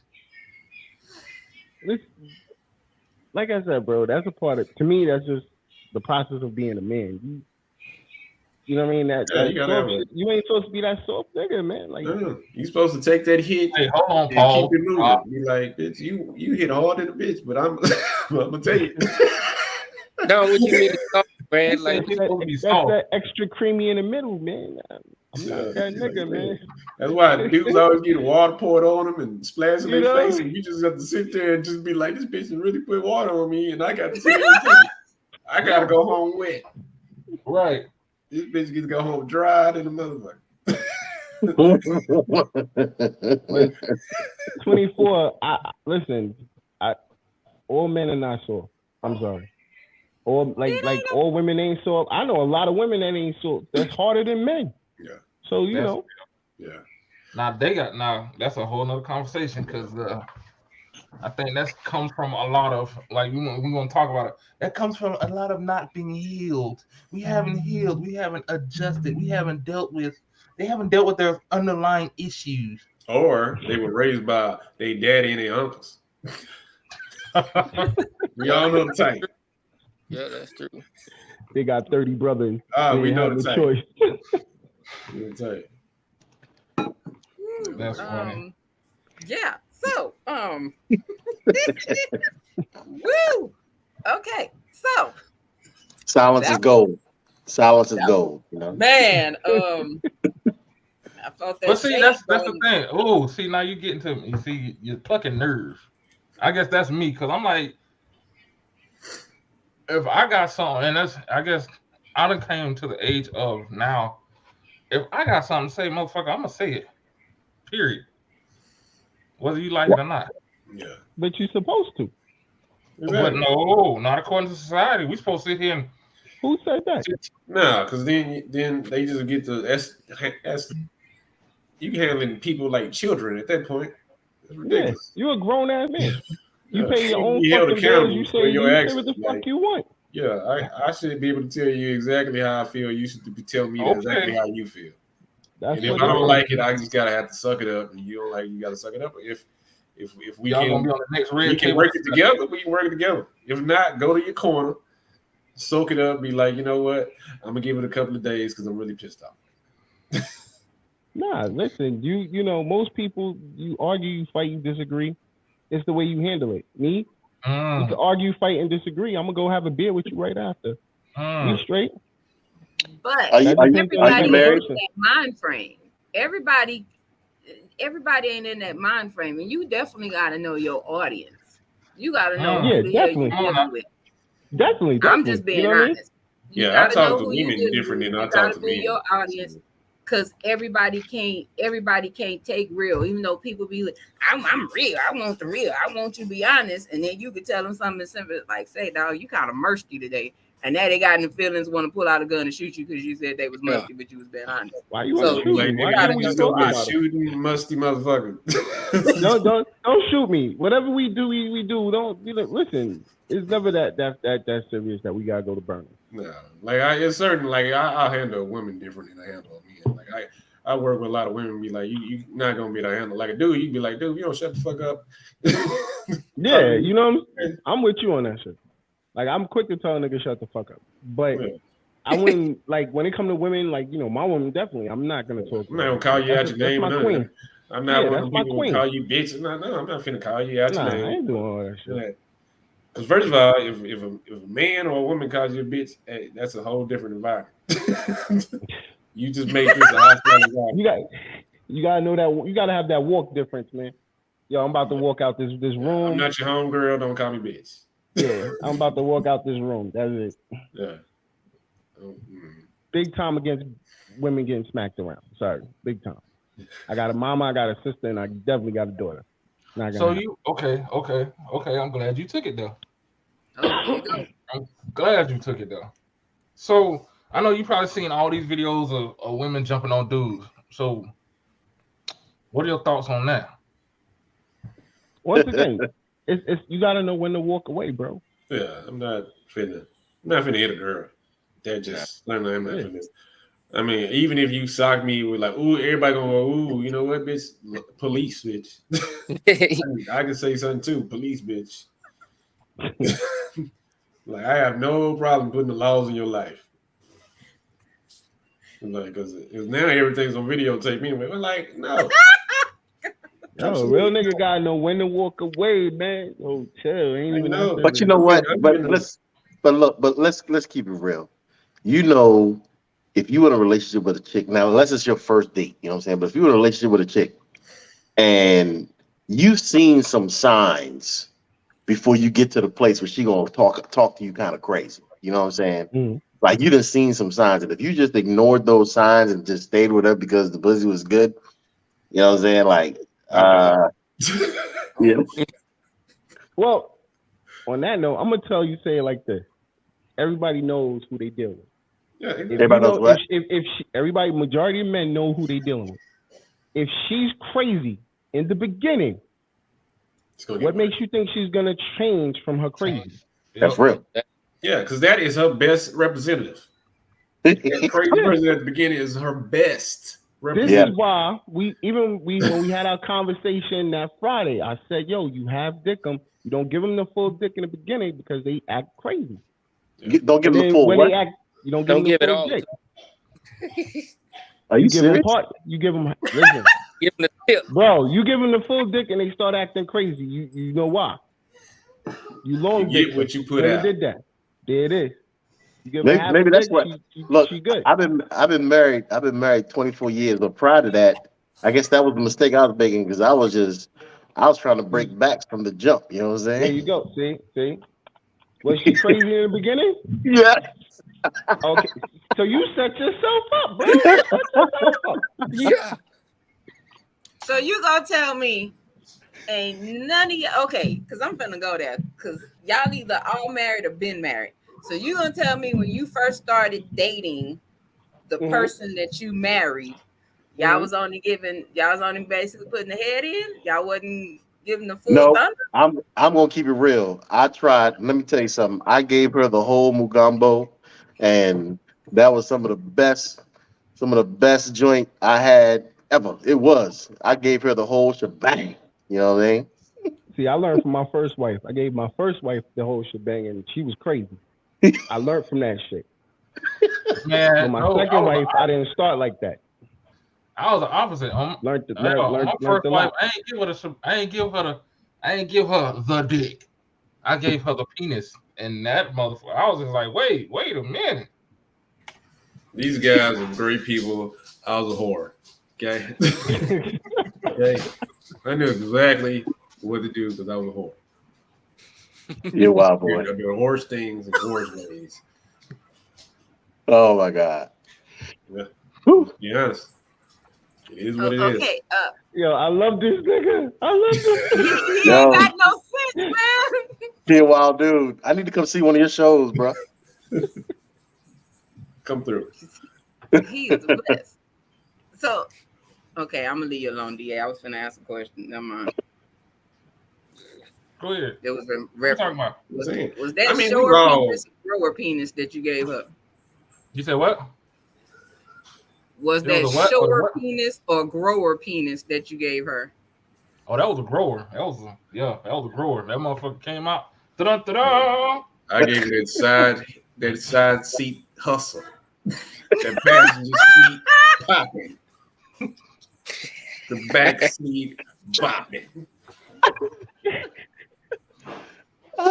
The hotel room shuffle. Y'all are wild, man. Y'all are wild.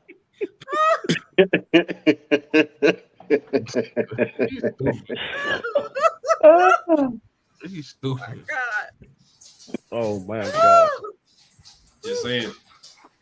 Actually, and it was on the first date, so it doesn't even matter to me. I already knew I was on. I've been on TV all my life. I got a question for the fellas. Sorry, go ahead. Oh. All right, I know. Oh, excuse me. Do y'all want to know your significant other's body count? Yes. Yes. It doesn't matter. No. You don't want to know mine, so I don't want to know yours. Yeah. I feel that. He said, It doesn't matter. I'm gonna tell you why it doesn't matter. Pass. What was ever done before me? Yeah. It is what it is. I appreciate him for teaching you that, but it's my he's a dummy for letting you go. I mean, I want to know. I don't care. I mean, I guess if I'm asking, I must care. But you know, do you really want to know? Do you really want to know her body count was like 210? Yeah. As long as it ain't none of my homeboys, I don't care. Look, you see how quiet you got? That explains why I tell you it doesn't matter. You know, but see, I wouldn't see. And here's the thing. And I'm probably gonna get a lot of heat for this, right? But if I'm not on the dating scene now, but if I were on the dating scene, I would ask. Like I would straight up ask. Mm-mm. And if she hemmed and hawed, like, well, and then I would think that her body count is 210, and I'd be like, I'm out. You always got to multiply by 3. Whatever answer they give you, multiply that by 3. So she's 630, huh? Oh my gosh. You say 6, you better multiply that by 3. You know, so you said I'm And dating she a ain't chick. counting the years in high school. She counting college years. Son. Yeah. So- That's where most women take the most dick. College. You know, so you said I'm dating somebody that had a different dude every day for 2.5 years. You see it, man. It happens. I'm not saying anything. I don't know the I mystery. mean, I don't know. Everybody different, man. I mean, hey, man. I mean, Oh. she found you. That's all that matters. That's Yeah. it. And you're in love and you happy and y'all been there for 27 years. Like everybody likes going to the amusement park and you going on all the rides, but you got that one ride that everybody. You gonna get all my tickets. You get all the tickets, man. Oh, that's funny. Oh, that's This funny. is ignorant. I have a question No, because I noticed from previous that people that I dated, guys that I've dated previously, have wanted to know if the person that I dated before them was bigger than them. Why in the fuck do y'all want to know that information? That means your hole is one. Nigga insecure. Shit. Yeah. I don't give a No, shit. that means your hole You is gonna get one. whatever God gave me. Okay. John. Whatever. You gonna get whatever. Yo, don't ask me that type of question. You already know. Like, why would I ask you? Was he bigger than me? Yeah, that's dumb. Does I he have mean, a like- curve? I'm like, what the heck, man? That Or must when mean you I get was older? when I was in there. It was like, God damn, the water is just flowing. So look, it's over. No, that means your shit is this big. Was that nigga bigger than me? Sir. That's what it is. Sir. I wish. I'm sorry. I just got texted Brother came again. out my I'm sorry. tongue. What if he? I'm sorry. I'm sorry for misbehaving. I'ma chill out. Why would I want that visual in my head of somebody else's man meat? Get out of here, I don't care, sir. You better go in there thinking you better think you Maximus Aurelius and you the gladiator. Win the crowd, win your freedom. You better go in there, sir, with your head up high. Look, hey, you gonna go in there and say, "This is Sparta." Yeah. What you doing, man? Like if you ain't come to play, why are you here? Like why suit up if you ain't trying to get in the game? Man, You know what I'm somebody saying? who ain't played last week. What we gotta do with this game right now? Oh, that's funny. That is funny. So I don't know what was wrong with that dude that asked you about your ex's. I don't know what was up with him, but I ain't. I don't know. So yeah. It's like a female asking, "What's her vagina better?" Bitch, I don't give a fuck. I'm your man.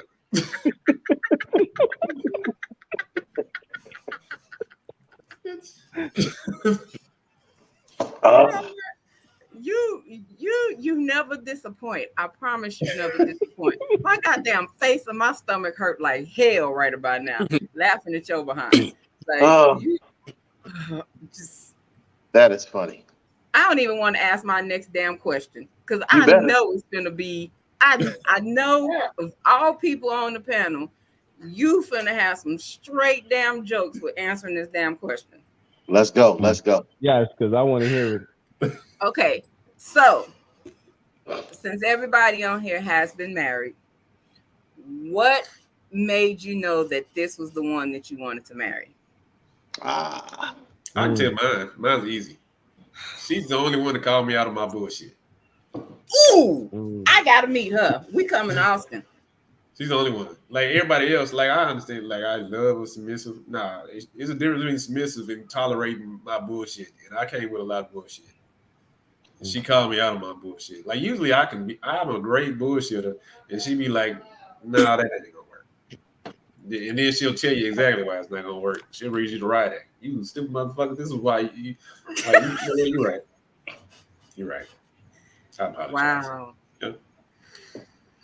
That's what's up. Everybody ain't cool with that. So I love that. I mean, if you give me an inch, I'm gonna take a mile, and motherfucker wasn't giving me nothing. I was losing yardage. She was linebacker of the old goddamn relationship. She stopped everything. This Ray Lewis girlfriend, she was stopping the run every single time she was in the hole. Oh, That's funny. That's what's up. wow. That's what's up. Don, I'm ready for yours because I know Neil finna have Neil got a story. So I'm. No. Mine's just straight simple, yo. She showed me loyalty, and she was my ride and die on that first day. Bonnie and Clyde. That first day. Yeah, I got locked up for my first DWI, my only DWI. And yo, she came and got a nigga, didn't know me from shit. Like, I just called her. She said, I got you. Came, got me. Took care of me the whole weekend. Nigga was straight. Wow. That's what's up. All right, Sir God. What about you? I knew she was a keeper right then and there. Yeah, I got just like Don said, the loyalty. You know, even though I, came with bullshit at times, she always stayed loyal. And like Marcella said, she kept it real. She would call me out on my shit.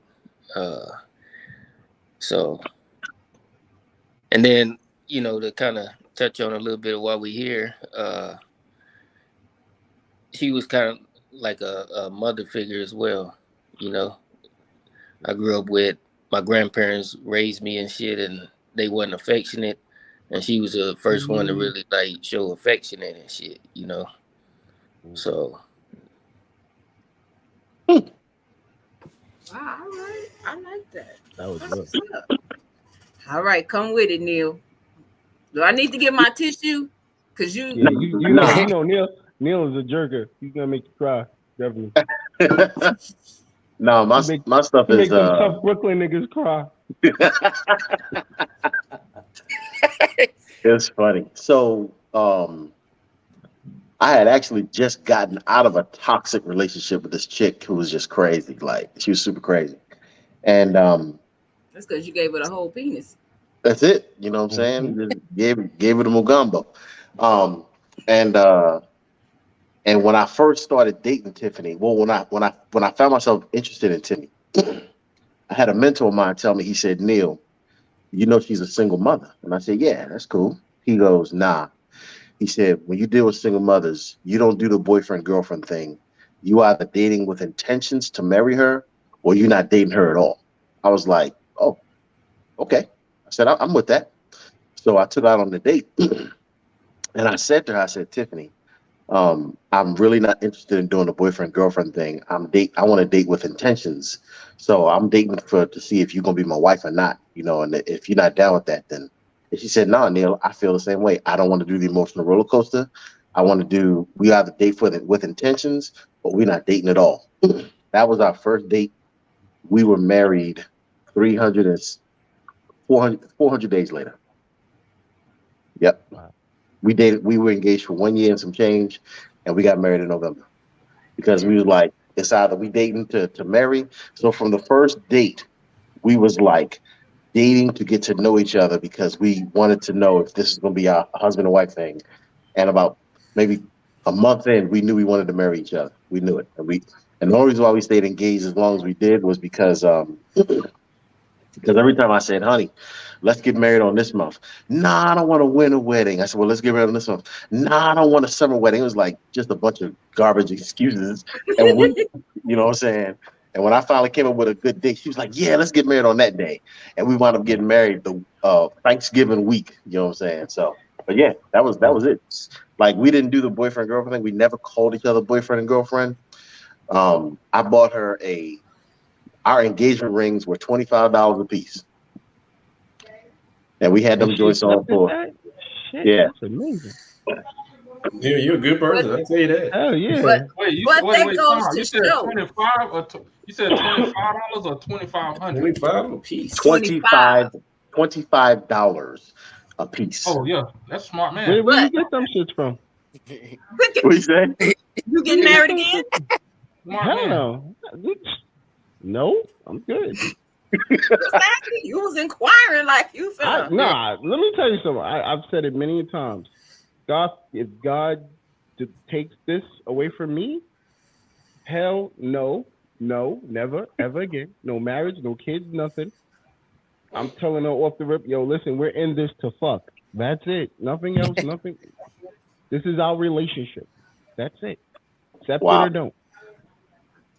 I just need somebody to put up my shit. That's it. So I already knew I wasn't shit. So for a long time. Well, because there's a video going around about this guy, which is funny that Neil brings up. Hold up. We didn't hear about GA. I wanted to hear about GA. Oh, I'm sorry. Go ahead, sir. I'm sorry. Man, I really didn't. Well, I shouldn't say that.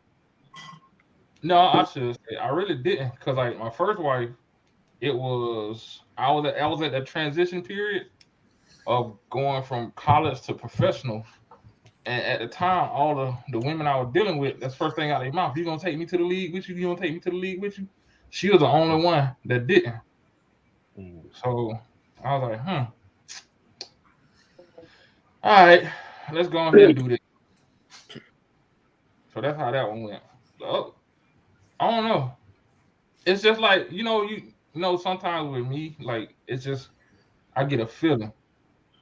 Sometimes, and not like when my dick get hard, just like that's I say that the soul's be like, you might be on the one right here. You might be on the one. Yeah. Look at the comparison. Dick hard.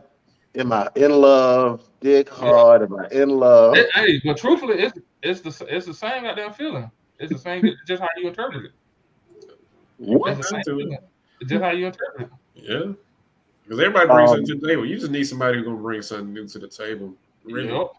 Because I was like, I realized, like, I remember, because I guess in my relationship, I realized I used to fight all the time when I did whatever I wanted to do. And then she would have a suggestion and be like, hey, why don't you do it this way? And I would fight. And then I realized that every time that I did it my way, I would have to end up doing it her way. I said, well quit being dumbass. Yeah. Just do it her way. Now I don't even argue anymore. I mean, it saves so much peace when I just be like, okay, let's do it your way. And sometimes it saves time too, because you be like, man, yeah. Pretty much. I think we all in agreement to that. Yeah. Whatever you say, babe. I mean, I was a chauvinist for like a long time. But then, so since we're saying this now, I'm finna get messy. I'm finna get real messy. Have we, as men, been conditioned to do that? To do what? You had enough. When you fucking had enough. The old adage is happy wife, happy life, right? Yeah. So have we been conditioned to not have a thought process, to not think for ourselves, to be like, okay. Oh boy, here we go. Here we go. It's not thinking for yourself. It's just, yo, compromise. Listen, you don't need the fucking headache, bro. Like, yeah, because the men are the one dying from heart attacks.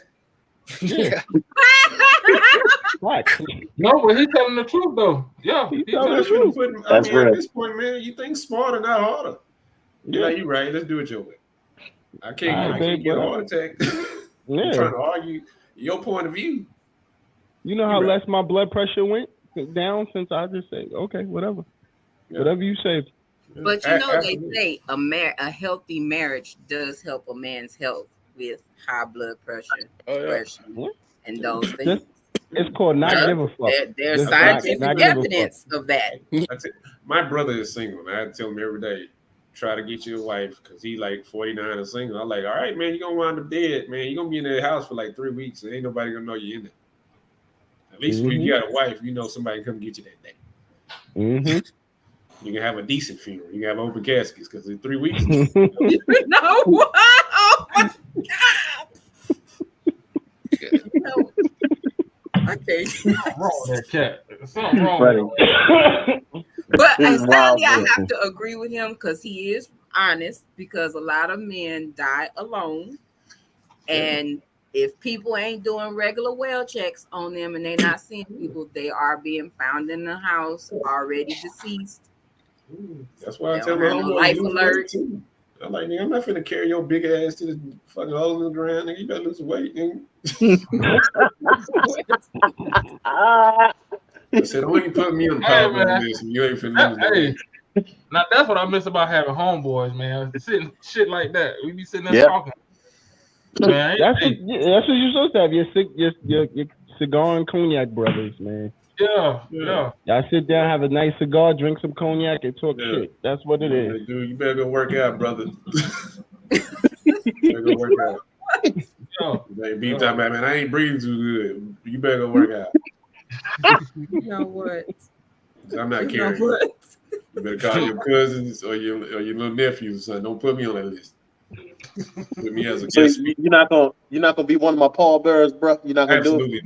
Absolutely not. Or if I am, I'm in the middle.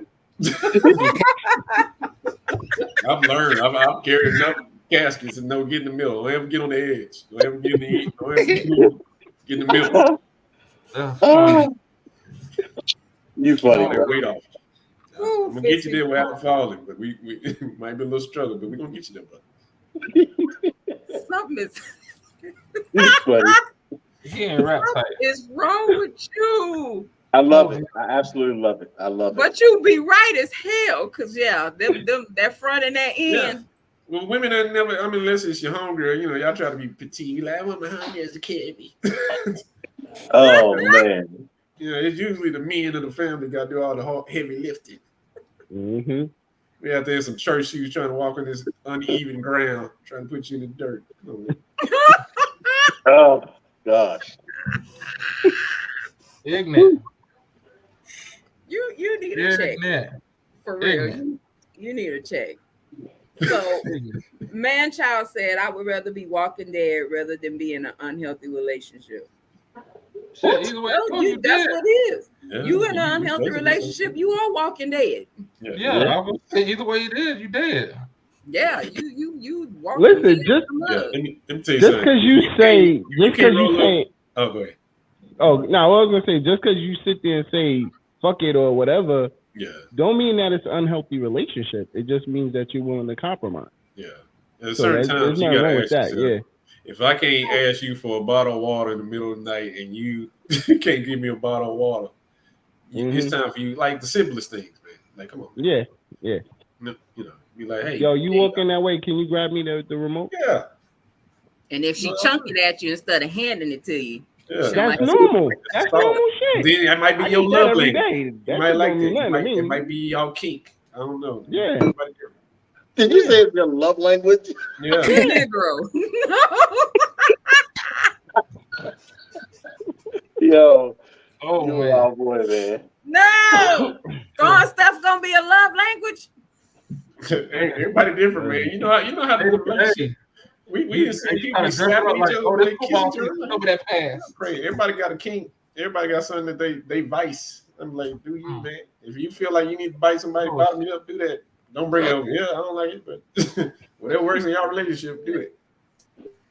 Look here, it's actually funny. I think the last person that threw something at me, and it was a phone, and it was like telephone, and he threw that phone at me. When my brother and them walked through the door, I had him jacked up against the wall. Again, that's not your love language. No. It ain't. You need soft edible. So hold on. He tossed you the phone. No, he didn't. No, he didn't. Here's your phone. No, he didn't toss the phone. Didn't you hear me say he threw the phone? He was at my house, answered the phone, and my brother was on the line. So he threw, and this is the phone, home phone. So you know it got the wire. So he threw the phone. Of course, it retracted, but he threw the phone and he hit me in the leg. And next thing I know, I had him. So it's his fault because you can't catch. You Here we go. You need to be underhanded. Don't play with me. Oh, don't play. Don't play. I treat you like a 2-year-old. You got to underhand it to you. Yeah, you got cut the cord and hand it like that. Yeah, it wasn't a cordless. It had a cord. Don't throw nothing at me, dog. If I ain't throwing nothing at you, don't throw nothing at me. We got to slide it on the ground to you. Yeah, That's right. just to be Slide. safe. Just lay it on the bed, and I Gotta get treat it you on like the bed. Ghostbusters. Word, yeah, just to be safe. Listen, I was just throwing you the phone. I didn't. No, that was all we it don't was. throw. We don't throw. No, we don't throw. That's Yeah. He treating you like a Pokemon. You trying to catch him out. that ain't what we do. That's not what we do. Oh, So, that's like, funny. TK, like I Neil choose said, you. you said you. So, like Neil said, they did $25 rings. There's a video that's been circulating this week where this guy thought he was doing this bomb proposal. He had her family, he had his family, all at the house. They standing outside. She got this little white little bitty outfit on, and he goes to propose to her.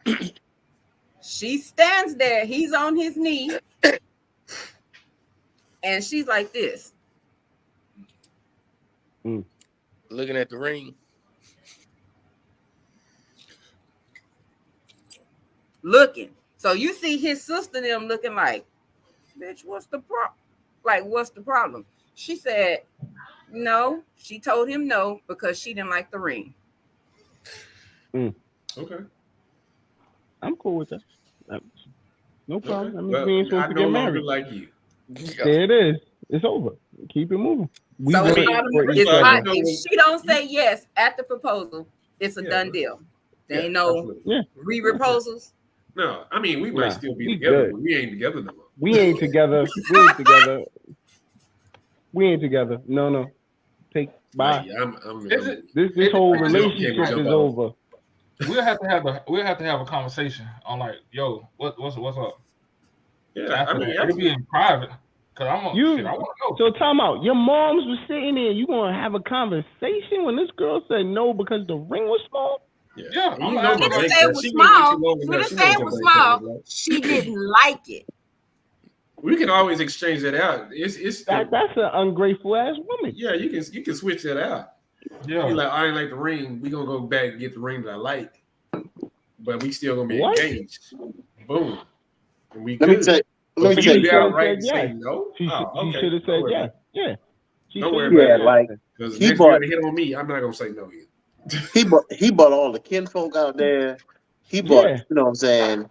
Like, that shit is embarrassing. Yeah, she could have said yes and then pulled him to the side, like, look, I'm gonna say yes to this weak ass ring, but next week we going back to Zales and we're gonna give me something that I want. You know what I mean? Mm-hmm. Yeah. She could. Yeah, now I'm thinking about it now. Yeah, y'all right. I had to think about it. Yeah, no, you're right. Because and then, but I'm gonna be honest though, like if he put effort into finding the ring and she gonna look at it like like cross, like I'm gonna be wondering like am I with a gold digger? You know what I'm saying? Like yeah, at the same time, like the only reason why he would get that kind of ring it was if it was like passed down through the generation. Because usually when you ready to marry somebody, y'all already had a discussion what her ring. She likes the pillow cut or whatever and all that. She knows exactly what she wants. So you know exactly where she gotta get and everything. Pillow cut. He said pillow cut. Just saying. She know exactly. Oh, and for you to go off, if you go off and be like, I'm gonna get this cubic zirconia, sir, like you doing it. So that goes for me to ask Neil. Did you eventually get a more expensive ring? Yeah. I got the joint where it was a Marquise cut diamond, and then it had a wrap around the joint, like one of them type joints. And look, it's funny you asking that, right? Because I've been we had been talking about what we're gonna do for our 25th wedding anniversary, which is next year. And I'm like, I'm ready to like take a trip. I want to go someplace, like Sandals Resort, something. Tiffany's like, no, I want another ring. I'm like, what you mean you want another ring? So she wants a platinum Marquise 1K. I've been pricing them, and let's just say I might be putting my cash app out there for donations. You know what I'm saying? Bro, I'm gonna keep it real with you. I'm gonna keep it real. Get your feet out there, brother. Be like, babe, it's COVID. That's it. Babe, really, really, it's COVID. Listen, I spent $2,000 for the first ring, $5,000 for the other. No, trust me. Anything after that is COVID. Yeah. It's And COVID. another thing is, COVID. if y'all wind up getting engaged and she break up with your ass, she ain't gonna return that ring, so you just Hell lost no. $1,000. Yeah. You get that ring back. Okay, that ring is mine now. That's been Said, George. raised, but she finna hold that bitch like death row jewelry. Yeah. Like cover sucker. Yeah. Okay, I know so women who got you And engaged if like you be about 3 real, different dudes. most women don't keep on their engagement ring. They'll keep on their wedding ring versus having on just having the engagement ring, because the Well, see, diamond that's the sometimes is too much. I got a See, homegirl that's like the Tom thing. Brady. She got like 3 engagement rings. I said, I don't know what you doing. He said like Tom Brady. Hell no. She got all the You rings. wild boy. I You a said, I wild don't know boy, what you do in man. that relationship, but you are a great girlfriend, but you are a terrible fiance.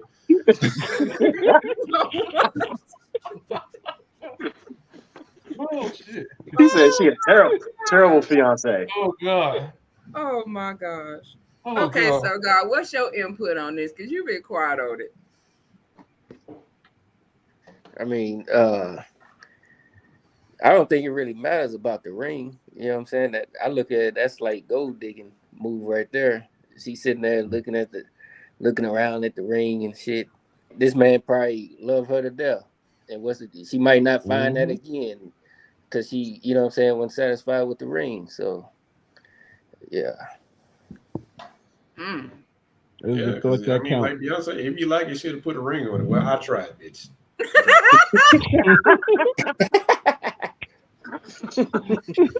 You a wild boy, man. Oh, Jesus, fix it, And you'll see me hearing me going, oh, as soon as I drive off up out of there. Me and my mom and my sister. Yep. Go and you get gonna do your the money move back. too? You gonna do the move? Yeah. You gonna do the move? You'll see me strut up out of there. Oh man. I wish you would. Say no. See, this is I'm telling on myself. Again, ladies, I apologize. This is why I'm married. Don't judge me. Okay. It took me like 9 years before I even decided to get married. What are you talking about? Hey, You was engaged for 9 years? Again, you're dealing with a whore. Okay, you're talking about me. You a wild boy, man. I tell you 9 what. years, Marcellus. Like, what was you saying? Big as Mount Rushmore for time served. I was a catch. Dealing with you. No, so that brings up a question though. Is there a time limit on engagements? Like, yeah, you gotta learn, man. You gotta learn to get to know the person. Nothing says I Get to know you know like a decade. You ain't serious. Come on, man. Come on. bro, I'm trying to help you out. You just digging a hole deeper. I'm trying to help you out. You just keep digging a hole deeper. Oh, hey, the hard part over with nothing like a decade. Just saying. We here now. Okay. No, because yeah, because now I want to know everybody answer now to how long these engagements was. 9 years, baby. I hear that a lot though, because like folks will be like, I had a friend that was in a relationship for a while, and she's all her, and this is, I guess, this is where men and women differ. Her girlfriend be in a ear talking about, girl, that's too long, blah blah blah blah blah. And the dudes, we was like, well, I told her like, look, if y'all happy, I don't give a goddamn what it is. The only thing that's gonna change is your last name. That's it. Everything else is gonna stay the same. So if you're in a fucked up relationship before you get engaged or get married, you're gonna have a fucked up relationship after. So as long as y'all happy, but her friend like, girl, he just strangled you along and da da da da. I said, are you happy? That's what I'm saying. It doesn't matter. Needless to say, her homegirls caused her to break up with a dude, and like a year later, he was married to somebody else because he was ready to get married at that time, but she didn't want to wait. And they was, and from what I saw from the outside looking in, they had a wonderful relationship. You see, that to me is that mentality is, when we get married, it's just a piece of paper. When It is. in all actuality, no, it's not, bro. You getting it's a union between two What people changes? What in front changes? of your family and God. What So changes? it, You it's okay? more I'm than just a actually piece of surprised to hear paper. Don say that. Okay. Well, not What changes? I Because don't know like, why, but go ahead. because if you're talking about the union in front of your family, you already done took them to meet your family. You hang around your family. You're already doing almost family shit. You probably don't fuck in the mom and daddy room, so it don't matter. Oh wow. I've never done that, Whoa. but Whoa. Oh, y'all ain't did that, man. Nah, Yeah. brother, you in a different dark place. Hey, Well, Duriel, I'm sorry. I'm with I'm you, sorry. bro. We've always had our own, so no, I didn't have to. no. It ain't about having an own. Fucking It's about parents' that room. forbidden place. That forbidden place. Get a little quickie. Nah, yeah, and run up nah, out I'm of there. good. Nah, I'm good. Yeah. But I don't What? want. I don't want to fuck on her mama's bed. No, I'm No, I straight. ain't say on the bed. I said in the room. I ain't say on the bed. That's nasty. Still. In the room. So maybe I'm then y'all might as well just look me crazy because I've done it in the room and on the bed. You know what I'm saying? No. Adventurer. I like it. There you go. Yeah, it's true. I like Wait a it. minute. But no, Did but you back make to her the thing, squirt like, on your mama's bed? Did you make Yeah, her bro. squirt on your mama's bed, man? Say what now? You made her squirt on your mama's Oh, bed? No. See, look at. You know what, man? Hey, you need to go somewhere and like in a closet and repent or something because you went there. She didn't do that, but oh, yeah, we did do the. You know what I'm saying? yeah. So you nutted on your mama's bed. Hey, you walked into that one, dog. You walked into that one. You had your naked ass in your mama bed sheets. You walked into that one. Did you at least wash the sheets after you was done? Yeah. You walked into that one. Yeah, I did. I Good. did. Thank. Oh, God. I'm sorry, I had to do it. I know it ain't my Yeah. shit, but You You had had to get her applause for clothes that, and your goddamn mama it. laundry mixed in together.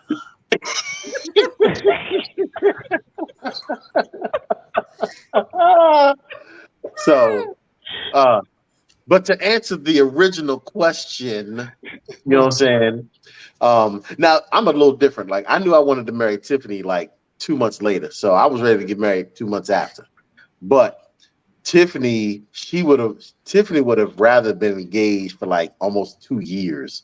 So whatever between 2 months and 2 years is what I say. That's my answer on how long you should stay engaged. You know what I'm saying? That's my answer, and I'm sticking with it. How about that? Yeah, it was all on the relationship because my parents, they got married after 6 months. Oh dang! How long they been married? They were married 49 years. That's good stuff, man. Yeah, but then you got me. I was like, fuck that shit. Well, look, I'm like, you're you can tell a I'm serial. not good at commitment. I was like, hey, look, man, I don't know, because sometimes you have good days. You be like, you know, I didn't somebody fuck it up, and be like, you know what, fuck it, bitch. If we ain't break up, we like, you know what, I may not talk to you for 6 months, but damn it, we still together. You're a professional fiance. You're a professional fiance, bro. Yeah. No, we were only engaged for like a year, so we were good on that. So we just dated for like 9 months. I mean, we in our 20s. I tell people every day, enjoy your 20s. I ain't get married till I was 30. So I was like, I was smart enough to know don't do that in your 20s. I mean, enjoy your 20s. Because you were still hoeing heavy in your 20s, so you had to. Again, I was a classy whore. Okay. Right. I have to agree with him. Yeah, but now enjoy your 20s, your early 30s. I'm saying, enjoy your 20s. I say even your 30s, man. Enjoy your 30s. Get married when you're like 40. Definitely. Yeah, I got married when I was 30. So I was like, it's good. No, I'm dead ass. Whatever, I was so excited to be out the game, put my jersey in the rafters. I ain't gonna lie. I was that was a big feat. Don, dude, did you just say get married in your 40s?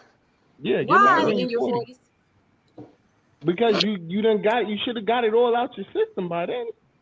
You wild boy. All the whoring should have been out. No, I agree with him with that. Yeah. You know, I mean, you should have got all your threesomes you're out. You're going through college, and then you you know what I'm saying? After you graduate, then you trying to learn your career and everything like that. You got a lot of stuff. Yeah. Like 20, 30, you just now enjoying your life at 30. Your mercy fuck. you're stress fucked. You gotta learn. Like all of that gotta be learned. Yeah, but I knew to get my dick off the track, so I was like, I'm out. Oh my God. Sometimes you gotta know, man, totally when to agree get your dick off the track. And I was like, you know what? Hey, it's time to get your dick off the track. Yeah. So that when you do get married, you're like, I did everything I had to do, so now I'm good. I can be faithful. Yeah, I'm good. And yeah.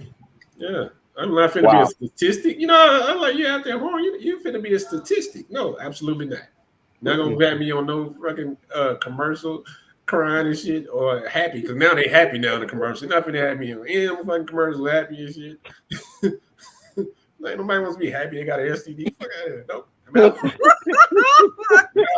I'm out. I'm in good health. I'm out, baby. They just be happy and shit, freshly braided up, walking in the park, talking about an STD they got or some shit. Weird. You're a wild boy, man. I think I said it about 4 times, and I mean it. You just said it more than that. You've said it more than that. But yeah, he is a special case. So since the topic is men cry in the dark, are y'all crying in the dark or y'all crying in front of y'all spouse? Both. I'm not crying, so I don't know. You know what? I'd be like Scarface. When a man cries, you never seen a man cry till you've seen a man die. I've also is usually I'm only seen a man cry like at funeral, like at because they lost a football game or some shit that they really cared about. And then I've seen a dude cry because of a relationship. And I remember it was a friend of mine and I realized when a man cries, do not interact with that man because that man is at all-time crazy level. For a man to cry in front of another man, he is at an all-time crazy level, and leave that man alone. Let that man go through whatever that man goes through.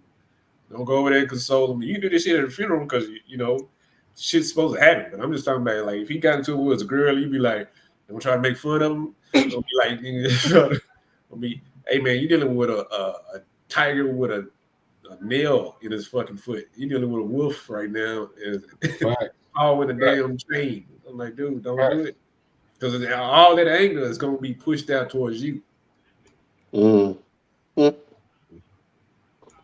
Facts.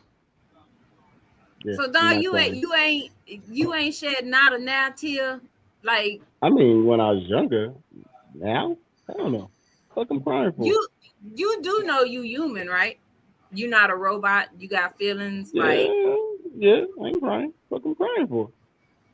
Yeah, I cried at the funeral, but you ain't even gonna get. But then I'm not gonna ball haul at a funeral. The only reason I said that because my dad's funeral like last year, I was great until they told me to close the freaking casket. I was like, God damn it, you bastards! I didn't know this was part of that. That's program. probably the only time if I'm crying, it has to be over a loved one. Other than that, I can't see. Nah. Fuck I'm crying for? What am I crying for? Yeah. I mean, a dude gonna hold back them tears. You're not gonna see a man go full ball living crazy. Unless he's sensitive or something. They call me sensitive then, because I'm gonna tell you right now. We already know, Neil. We know, man. I mean, whatever you do in your therapy session, he's like, fuck this. You can do that in your therapy session because that's you in the therapy. When you around, let's say we around it. First of all, you start bawling, crying around all of us, we all gonna look at you like, what the hell's going on with you? No, I'm gonna give him a hug. Yeah, right now. I'm gonna cry on my shoulder, man. Because you got come out. See, that's the problem. That's the problem, bro. We don't give each other hugs, man. We don't tell each other we love each other. I have no problem telling my boy, yo, I love you, bro. Yeah, but I actually pride myself on doing that. Hold on. Wait. That happened when Judas betrayed Jesus. Gave him a hug, gave him a kiss on the cheek, said, I love you. We have a tendency as black men to do that. And that's where a lot of our guard come from. That's where a lot of our betray our people? Yeah, that's where a lot of our fear comes from, showing weakness towards somebody else. Nah, definitely not, bro. I love my dudes, man. I love my dudes. Those are my dudes. So Oh, let me ask you. And no homo way. Okay, Them what my makes dudes. I love my Yeah, dudes. like everybody has a way of showing affection or showing just support or something. So Like, so if you see a random dude on the street crying, you gonna walk up to him, give him a hug? Nah, I'm not saying no random. I said Neil. This is yeah, he has a different. relationship. I don't just have a met relationship. Neil. With Neil. Like I'll be I like know Neil, Neil. hey man, I know Neil is a he's a crier. I just met him. I like Neil. So yeah, if Neil started crying right now, come here, bro. Bring it in. I need to know why you're crying. I'm gonna be honest. I'm like Neil, what's going He on? he might be going through some shit. I need to Ain't know nothing wrong why. with that. I like what's going on. When you want to talk about it, we can talk about it. He might just Yeah. need to cry and let it out, man. Yeah, that's what I'm saying. Yeah, If you that's want to what talk I'm about it, saying. let's talk about it. And if you So tell me, man, I'm good, I'm gonna let you be good. I'm gonna let you. So I'm gonna keep it real, like and certainly not trying to change the atmosphere, but this is I keep it real with you. If you and I were to start engaging in a conversation, and if you were to ask me questions about my father and what my relationship was like with him, just engage with me about my father and that type of thing. I promise you right now, like if we were to do this in this podcast, there would be genuine, straight up tears. Yeah, I but would would cry. they be But there's nothing wrong single with that. tears, or would they be the snot coming through your nose tears? It would be the thing where hey y'all, let me go get some tissue. I need to snot up because I need to blow my nose. It would be those type of tears, straight up. Yeah, I guess because at the same time, There's my dad was nothing a wrong hard with ass. that. So my dad was one of them people like you better not show emotion. He was like one of them people like you better not cry at my fucking funeral or none of that shit. He'd be like so. But see, I'm so glad you said that because it ain't your fault. It ain't just your father that does that, bruh. That's a lot of like my uncles, all of them said the same thing. Be a man, man up, blah blah blah. Men don't whatever. Nah, bruh. I'm telling you that stigma, that curse, I have broken that in my family. Like my Neil. sons, my sons, I encourage them to cry. Like I will like I'm not that kind of father. Like you better not cry. I'll give you something to cry about. Nah, I've never said that to my kid. I will never say that to my kid. I want to Neil, can I ask you a encourage them. question? Yeah. Neil, can I ask, what's your sign? My what? What's your sign? Gotta be a water sign. What is a water sign? I don't know what the reason. Well, I'm a water Tell us sign. what your Okay, birthday when's your birthday? When's your birthday? I'm an Aries. Oh God! And you cry? I mean, fire. Hold up, time out. And you cry? In a heartbeat. Yeah, I got that. Motherfuckers, man. Nah, my dad cried in a Never like seen an Aries that. cry. Yeah, So he made Aries, me feel like He's evolved motherfuckers, Aries though. He probably evolved. He's in touch with his inner child. He's what the signs got to do with motherfuckers crying? Yeah, I don't know. Some are Nah, more like emotional than you others. you could most of the time tell a type person is by their sign. You know what I mean? I'm a Cancer. I'm emotional. There you go. I already know this. You know what I mean? By the moon. So like Aries don't them niggas is not emotional at all. Them niggas emotional as fuck. My best friend is an Aries. And my best friend is a girl and she's like a fucking dude. That's what I love about her. She's a nigga. I call her a nigga bitch all the time. My mom is Aries and she is non-emotional to the highest freaking form. She's like a whole dude. Don't shit bother her. Everything going off. She at 64, she ready to fight and will fuck you up. And straight Aries, no fucks given. That's the ram that don't give a damn. It come down to also like kind of the shit you went through. I guess like I said, everybody has a different kind of life. Cause like my dad cried all the freaking time. So he made sure not for her have us cry. He kind of made me an asshole, to be honest. Cause I remember one time he got kind of old. So he fell in the yard.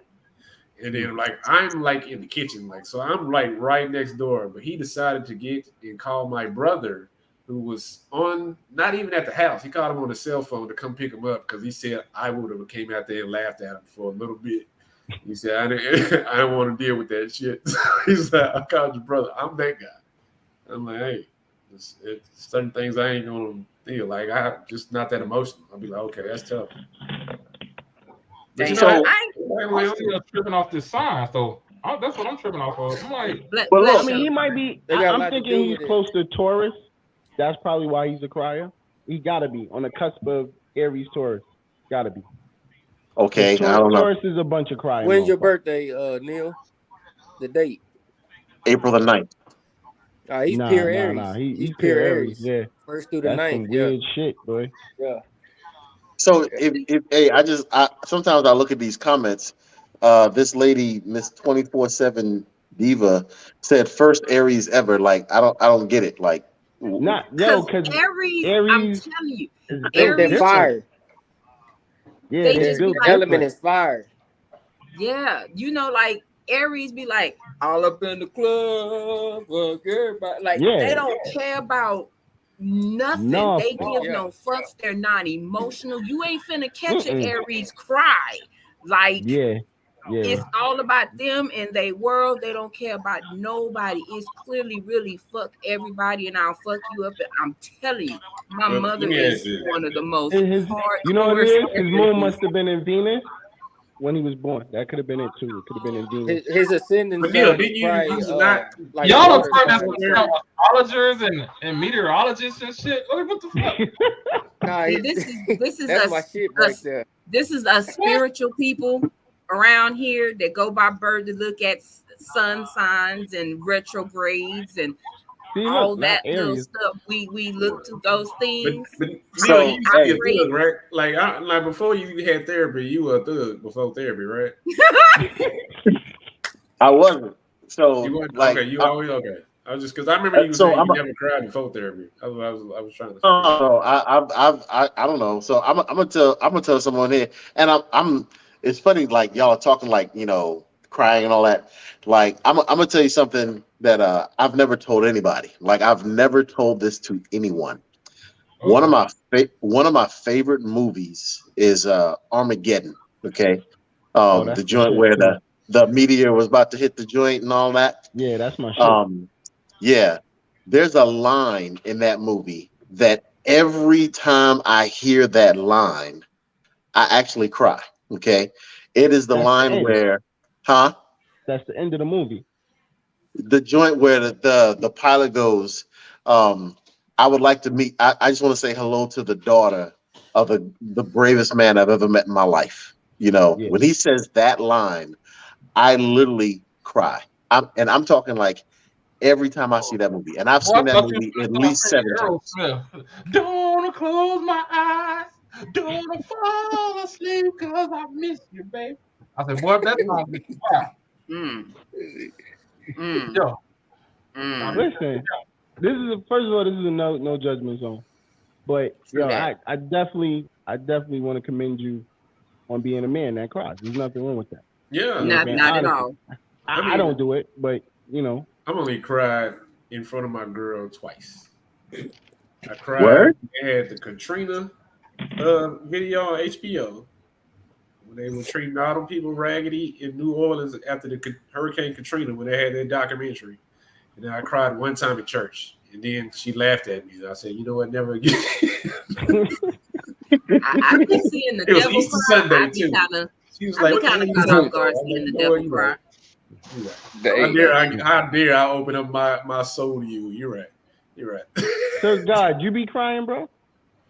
Yeah, I cry, man. If I feel like That's it, what I'm you know what I talking mean? Let it out. You gotta let it out, bro. I I feel don't you, have no bro. shame. It take a bigger man to cry than to hold it in. You know what I mean? That's how you get I heart disease. feel you. Yeah. Hey, I'm pressure a, breaks I'm, break. You gotta But let that hey, out. I'm gonna tell you something that's gonna sound kind of corny, but I'm gonna just be honest. This is just real talk, and this is to my brother from Brooklyn. I will tell you right now, Mm. if like you say, I don't cry, blah blah blah. I promise you this, and I'm not wishing a bad event on you or good. I'm not wishing none of that. But I'm telling you, the first time you have what they call the ugly cry, the first time you have that, if you haven't had it already, the first time you had that, you will feel the greatest weight lifted off of your body that I think you've ever felt in your life. I Talking about promise a you. relief. They tell you that after a funeral. They tell you to go have a good cry after a funeral to let it all You know, out. I guess Nah, like I said, I've cried at funerals because I lost a loved one. But yeah, other than that, I don't. Why am I crying? Hey, I just want you to know I'm feeling kind of attacked by this dude named Man of Childs Jr. on the comments. He's saying that Aries are very sensitive but never good at managing emotion. I feel attacked right now. You know what I'm saying? So Man of Childs Jr., I forgive you. You know what I'm saying? I don't know who you are, but the fact that you personally attacking me like this, you know what I'm saying? Like I'm about to cry right now. You know what I'm saying? All right, Neil, let it out, Neil. It's okay, Neil. There you go. But he says, Aries that cries a lot. Like I've never met one. Hey. Like I said, my best friend's an Aries. She ain't a crier. She more of a thug than anything. Man. One of my boys, my bro, he's an Aries. This nigga tough as nails. I don't know. Maybe it's the people I'm around. You know what's funny though? But you know what's funny? Like you talk about like thugs and all that. Like when I talk to my wife and I talk to my kids, like especially if like I told them, like we talk about like how you're gonna defend yourself in a fight and all of that. I've told them they were like, hey Dad, what would you do if you was in a fight? And I told them straight up, I said, look, if I'm in a fight, I'm not getting off the person until they're unconscious or dead. Because they're not going to get up and try to come back at me, right? And they're like, oh my God, Dad, what's wrong with you? Are you crazy? Like, no, I'm not crazy. I just want to live. You know what I'm saying? And I've told my wife that I said, honey, don't stop until the person is dead. You know what I'm saying? And so you talk about being a thug. Like, I guess that's the thug in me right there, because every time I've said that to my family, they be like, dang, Dad, you crazy. Yeah, I'm looking like, survival. That's survival? You beat the nigga to death? Yeah, I'm gonna just need them down where they can't get back up, but I don't need them like down. You know one thing I learned about Neil? Do you not know that's murder? He always gonna keep a teardrop in his pocket. That's cool murder, He's gonna guys. get a tattooed tear. It's gonna be some real tears. One thing's gonna go. It's gonna be some tears coming out of Neil. I don't look when good you're in jail and that butt getting twisted open, you're gonna cry. Boy, you got some. You ready to get them teardrops tattooed on you? Right there. Yeah. There ain't a killer, but don't push me, man. Hey, that's self-defense. You know what I'm saying? That's self-defense. You know what I'm saying? Eventually, they out. I'm like, shit, Neil, get off of him. Get off of him. I'm not finna get. Neil, stop. Neil, stop. Neil, get off of him. Neil, stop. Oh shit. The nigga's not breathing. Stop. Oh shit. Damn, Neil, the nigga is dead, Neil. Why are you still hitting him, Neil? And then you gotta look at me, because either I'm gonna tell or I'm gonna be a victim. Like, are you an accomplice? You gonna call the police? Or you gonna ride with me? I'm like, Neil, I see what I gotta go with you. And then I'm like, I was under arrest, officer. That's funny. Oh man. I'm crying right now because I'm laughing, okay? All right, don't joan on me. Man, Alex said, he said, don't stop, won't stop. # Aries energy. Yeah, that's it. That's Aries energy right there. That bipolar, because you just went from nah. Only Geminis are bipolar. Yeah, Gemini. Only Geminis. Two minds. Geminis are bipolar. Yeah. You don't know who the fuck you dealing with. Like that movie Gemini Man. Yeah. Oh. You don't know who the fuck with you. You could be dealing with like 13 people like in one day. I'm gonna take a knee like I'm in victory formation when I see Neil. You said I had a problem with me? No. Absolutely not.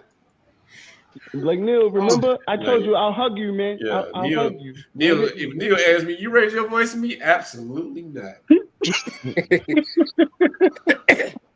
You wild boy, man. My wife's a Gemini, by the way, and that's something. Oh shit! And you oh shit! It's about balance. It's all about balance. That's balance right there. That's balance, motherfucker. See, and he long dicked her from the beginning, so that he knew she was crazy. Exactly. She was crazy off the rap, bro. And I gave her the whole Mugambo too. Yeah, he knew what he was doing. Because you were in it to win it from the beginning. Yeah. Oh my gosh, y'all are funny. shit. You leave that as a secret, bro. Don't tell. Yeah, no. Boy, you went hip to hip. Yeah, tell her, don't say my wife is a Gemini. Don't ever tell nobody that you went shit. pelvic to pelvic on day one.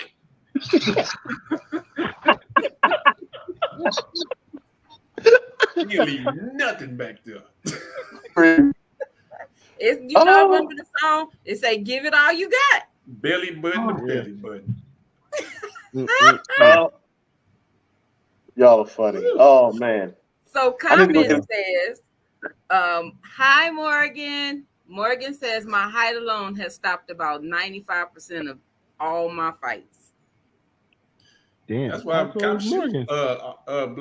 You know, my friend told me this, and it took him to say it before I realized why. I live in Texas, obviously, and we deal with police officers who are a little bit more aggressive towards black people. And he had to tell me, he said, "Hey man, if you look," he said, "Marcel, the reason why this guy's treating you like shit is because you're bigger than everybody else." I'm like, "What are you talking about?" See, we're all the same size to each other, but what you're not realizing that black people are fucking huge to other fucking races. That's true. They're looking at us like, "Oh my god!" And to us, we're like, "Dude, just a regular size human being." And then he said, "Stop, get out of your own skin," and say, "Now look at your size compared to this guy, other guy." You're like, I said, "Oh shit, we are like all 6 foot and wide shoulders and shit." And looking down on this little bitty ass 5'5" man. I'm like, dude. And then one time, you only see a big white guy like every once in a while. You're gonna be a big country fed dude, or they like super large. You never just gonna see just basically Duriel, but in a different color. Yeah, I was like, but he's like, if you go look at every black person, man, we're like freaking huge, man. And then it brought a whole new reality. Once again, here we go from what I said in the beginning. Yes, we're huge to them, and then you want to be aggressive on top of the hugeness. Yeah. Because what was that? You wonder why they act. You wonder why they act the way they act. Like I'm not finna negotiate with a bear. Yeah, because there was a comment DA made. Was it last week before, about automatic, like the violence? You're automatic in aggressive mode. What was that comment you made? Oh, like, yeah, we were fighting everything. We were violent by nature. See, that's my thing. Like, and once again, this is where I go with, you know, they give you they tell you stop, freeze. You're a big dude, so you know, you look up, you buck up, and you can't just comply. Why not? Can just stop, freeze. Okay, hands up. Yeah. Do you not feel like most of us won't get shot if we did these things? Just like when they pull us over, you know, your hand should be on the steering wheel. Yeah. Like when the dude pulled me over, he told me to get out the car, and then he gonna say, "Oh shit, you a big dude." I'm like, "Yeah, you a small man. What was going on? What's that got to do with this interaction right now?" I just like when I watch all these videos. You watching videos though. That's just people. That's just a moment. Like, nah, bro, it's not just a moment. I've been pulled over before. It's not like I've never been pulled over before. No, I'm saying I've been pulled over before too, and like did you feel your life was threatened? Did you feel your life was threatened when you got pulled over? When a motherfucker walks up with his hand on his pistol, and his pistol unlatched before he even sees me, yeah, I feel like my life is in danger. Because if I sneeze wrong, I got probably 34 in my ass. So for example, when you get pulled over, do you roll down all your windows? Yes. And you have your hands on the steering wheel? Yes.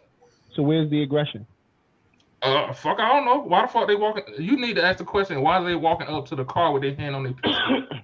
Because that's my question. Their normal reaction is, because I don't know what's in your car or who's in your car.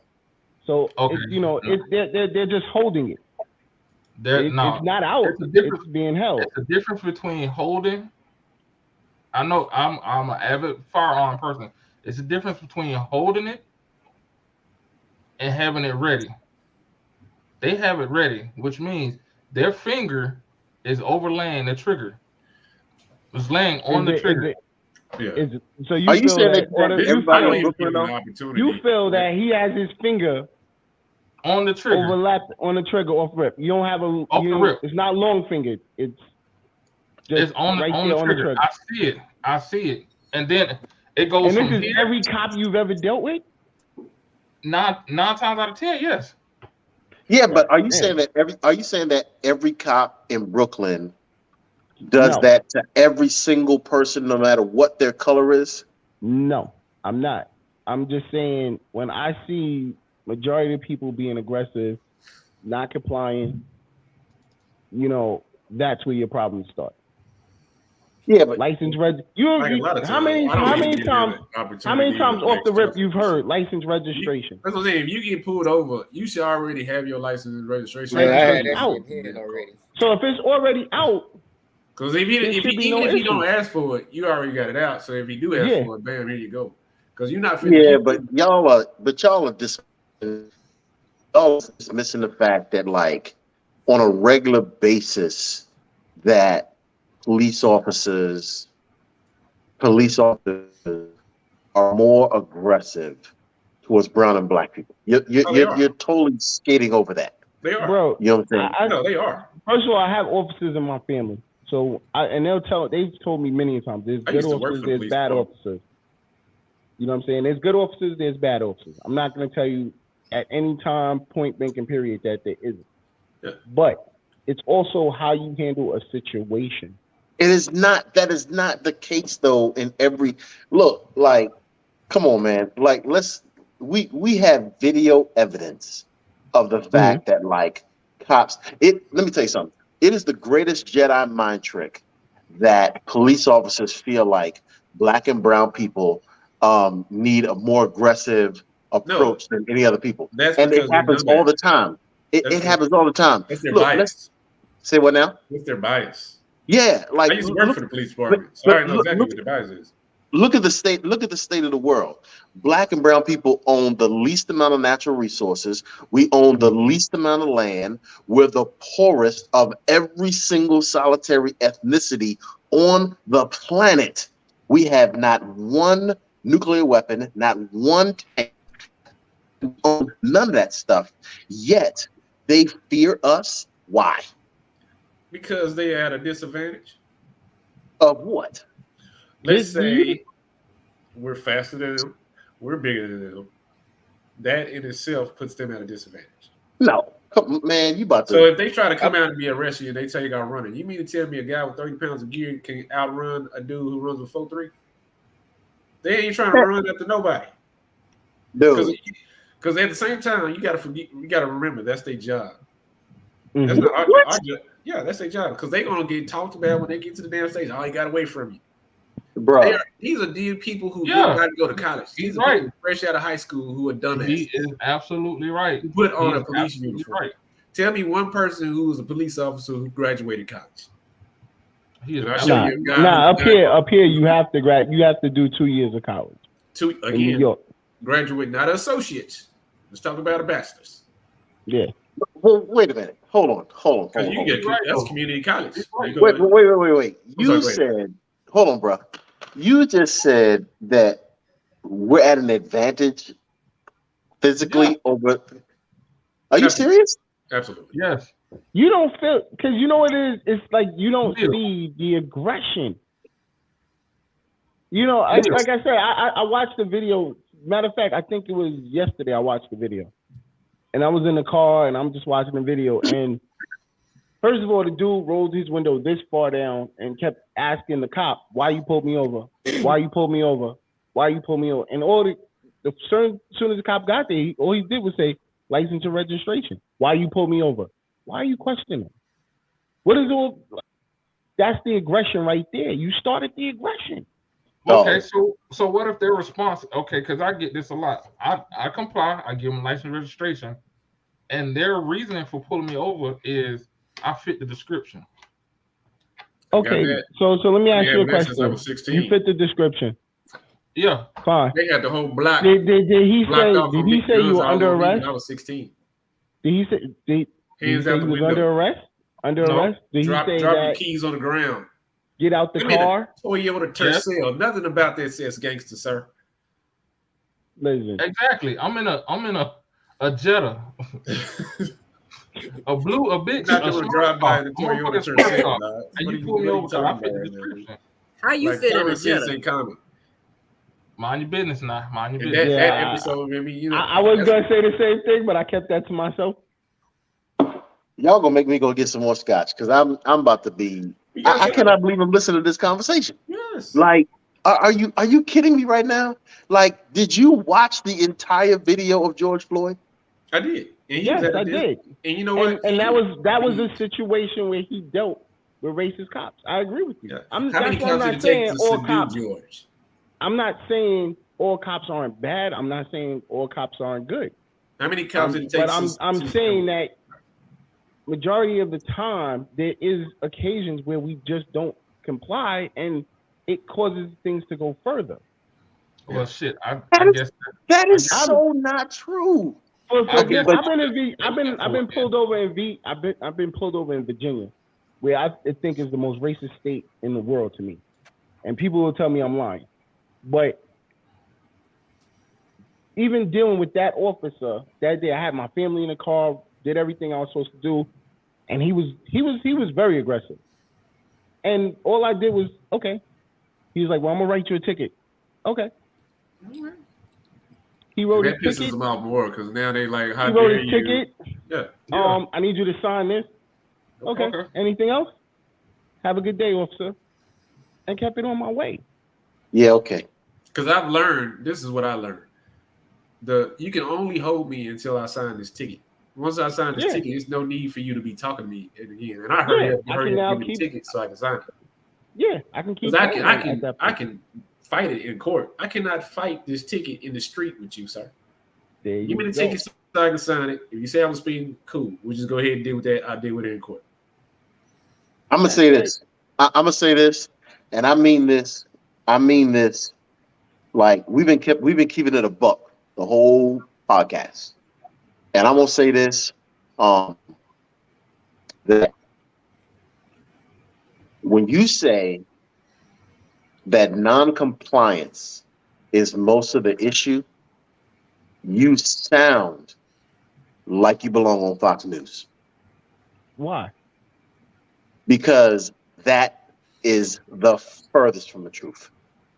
Non-compliance, compliance and non-compliance has nothing to do with the statistics that we've seen about how cops deal with brown and black people. Compliance and non-compliance is. Hold on.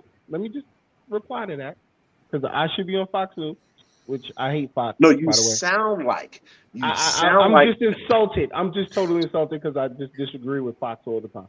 But how do you figure that if you don't comply, that it's okay? No, that is not what I'm saying. Because I agree that non-compliance warrants a response. What non-compliance doesn't warrant is the type of aggression that we've seen from the cops. Okay. Let me ask you a question as a parent. You tell your child do something. You tell your child multiple times to do something. At what point is it okay that they no longer comply to what you told them to do? At what point is it okay that my kid doesn't? It's not okay from the first time.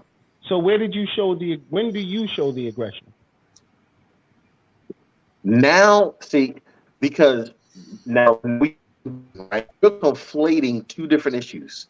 Because here's the thing. I'm not saying that we're children to the cops. I'm not saying that. I'm just trying to show you where the non-compliance and being repeatedly told something, it does get frustrating to anybody. And it'll take a lot of bullshit off the table.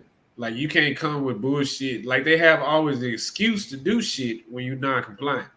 If you take that shit off the table, what do they have? If I gotta keep saying, yo, roll down your window. If I gotta keep saying, license and registration, if I gotta keep repeating myself constantly to try to just to get you to understand, listen, I'm just trying to do my job. So now we're going to talk about the letter of the law. Why is a cop when is a cop, allowed to pull a person over? For what reason? Probable cause. Probable cause, right? Mhm. That's That one. means he has to have a reason. Huh? Or he has to have a suspicion or something to that you're breaking the law. Yeah. That's why that whole statement of you fit the description gets used so much. Yeah. Because that gives them probable cause. Like I understand what you're saying. You kind of like what gives you the reason to off somebody if you're not listening to the words that I'm saying. That doesn't give you the reason to off somebody. And Basically, it I agree also comes down to like the dude, like if a cop tells you to get out the car and you don't feel like getting out the car, hey, can you call your supervisor? But you need to say it in a tone that I understand you're mad, but at the same time you need to control your emotions. Be like, hey, can you call your supervisor? I need more understanding, and you're not able to provide that right now. But here's my issue with it, and I'm glad you said that. Why is it that we have to control our fucking emotions? Why is it that we as black people have to control our black men and women have to control? Why do you see you saying it is just black? It is, no, it's not. So you telling me the Chinese guy that got pulled over and he wasn't non-compliant? He's wrong. The Jewish guy. Wait. Time out. I'm not saying that they're not wrong. I'm saying the reaction that they get is different. I disagree. Pause right quick. That's where I disagree. Hold on, pause, because I just want to get clear. And you know how I am. If we at 2:36, I don't want nobody wife coming to tap them asses on them shoulders. Get nobody. We good. I'm good. I'm good. So wait a minute. So we good. So watch this. Okay. So you just said, I'm gonna repeat what you said, and correct me if I'm wrong, that a cop pulls me over and he says license and registration. And if I say, why are you pulling me over? And he repeats himself and I repeat myself, then I'm being non-compliant. I'm just going, is that the scenario? Do you not feel that's being non-compliant? I am not, because I'm allowed to ask, why are you pulling me over? Now, I'm allowed to ask. Now, what are the reasons for him pulling me over? Duriel said probable cause. I will tell you right now, that is not a reason for a pullover. Okay? Not a reason. Not a reason at all. There are specific things that are listed for a reason to get pulled over. And I can read them all to you. Broken taillight, broken windshield. No, listen. Let me ask you a question. Mirror. This is where my wife, this is where I love my wife when she says this. Like, I go, babe, I feel sick. I want, but I think I'll just take some Robitussin and that should cure it. And she goes, well, you know what? You ain't got an MD under your name. Maybe you should go to the doctor. Just like these people who got whatever they go to the academy, they go through the training they go through to become a police officer who are supposed to serve and protect, are supposed to, do their job, which some of them do. Once again, some of them do, some of them don't. My theory, my thing is this. You're giving all he did was ask for your license and registration. What is that? That's just one, identifying who you are and that you own your vehicle. I'm gonna tell you, son. Neil has more power than I would have because Neil knows the law. I don't have the same knowledge that he has, so I'm going to comply. Neil, he knows exactly the law, so he knows what they can do and what they can't do. Knowledge is power, and I don't have the same stuff that Neil has. I'm not a lawyer. I mean, if they ask me, I'll be like, here, that way, because I'm not going to have a fight. I don't have a dog in a fight because I don't know. Yeah, but like I'm not gonna. That's me personally. Like I'm not gonna get into a back and forth. Listen, that's what court is for. And guess what? I'll deal with it on that end. And here's where I will tell you the dichotomy is for me. I know some, if not all, of the reasons why a cop can ask me for my license registration. I know that, but because of the state of affairs of the world today, you know what I'm going to do? I'm gonna give him my license and registration. Because the reality is that like I am not, I want to live. You understand what I'm saying? But I push back on anybody that talks about compliance and non-compliance as a factor in the way cops deal with brown and black people, because that is never a real factor when it comes to a lot of these. It's so that much of a that is not the stereotype. real factor when it comes to a lot of the way these cops deal with us, because I can tell you right now, like I think back 4 years, maybe 3-4 years ago, when the brother was trying to calm down the mentally disabled guy, and the cops came because the white folks didn't know what was going on. The black guy laid on the ground. He was compliant. He said, "Hey, I'm just trying to calm down the old boy," and he still got shot. You know what made me mad about that situation? What was that? That he got shot. He went and sued, and they still found the cop not guilty. That ain't that. That's the biggest issue. You know what I'm saying? So that's why it was clear as mud. Like the guy was on his back with his hands up, and the guy shot him, and he asked him why you shoot him. I don't know, and I cannot find that that you were liable for that. Yeah.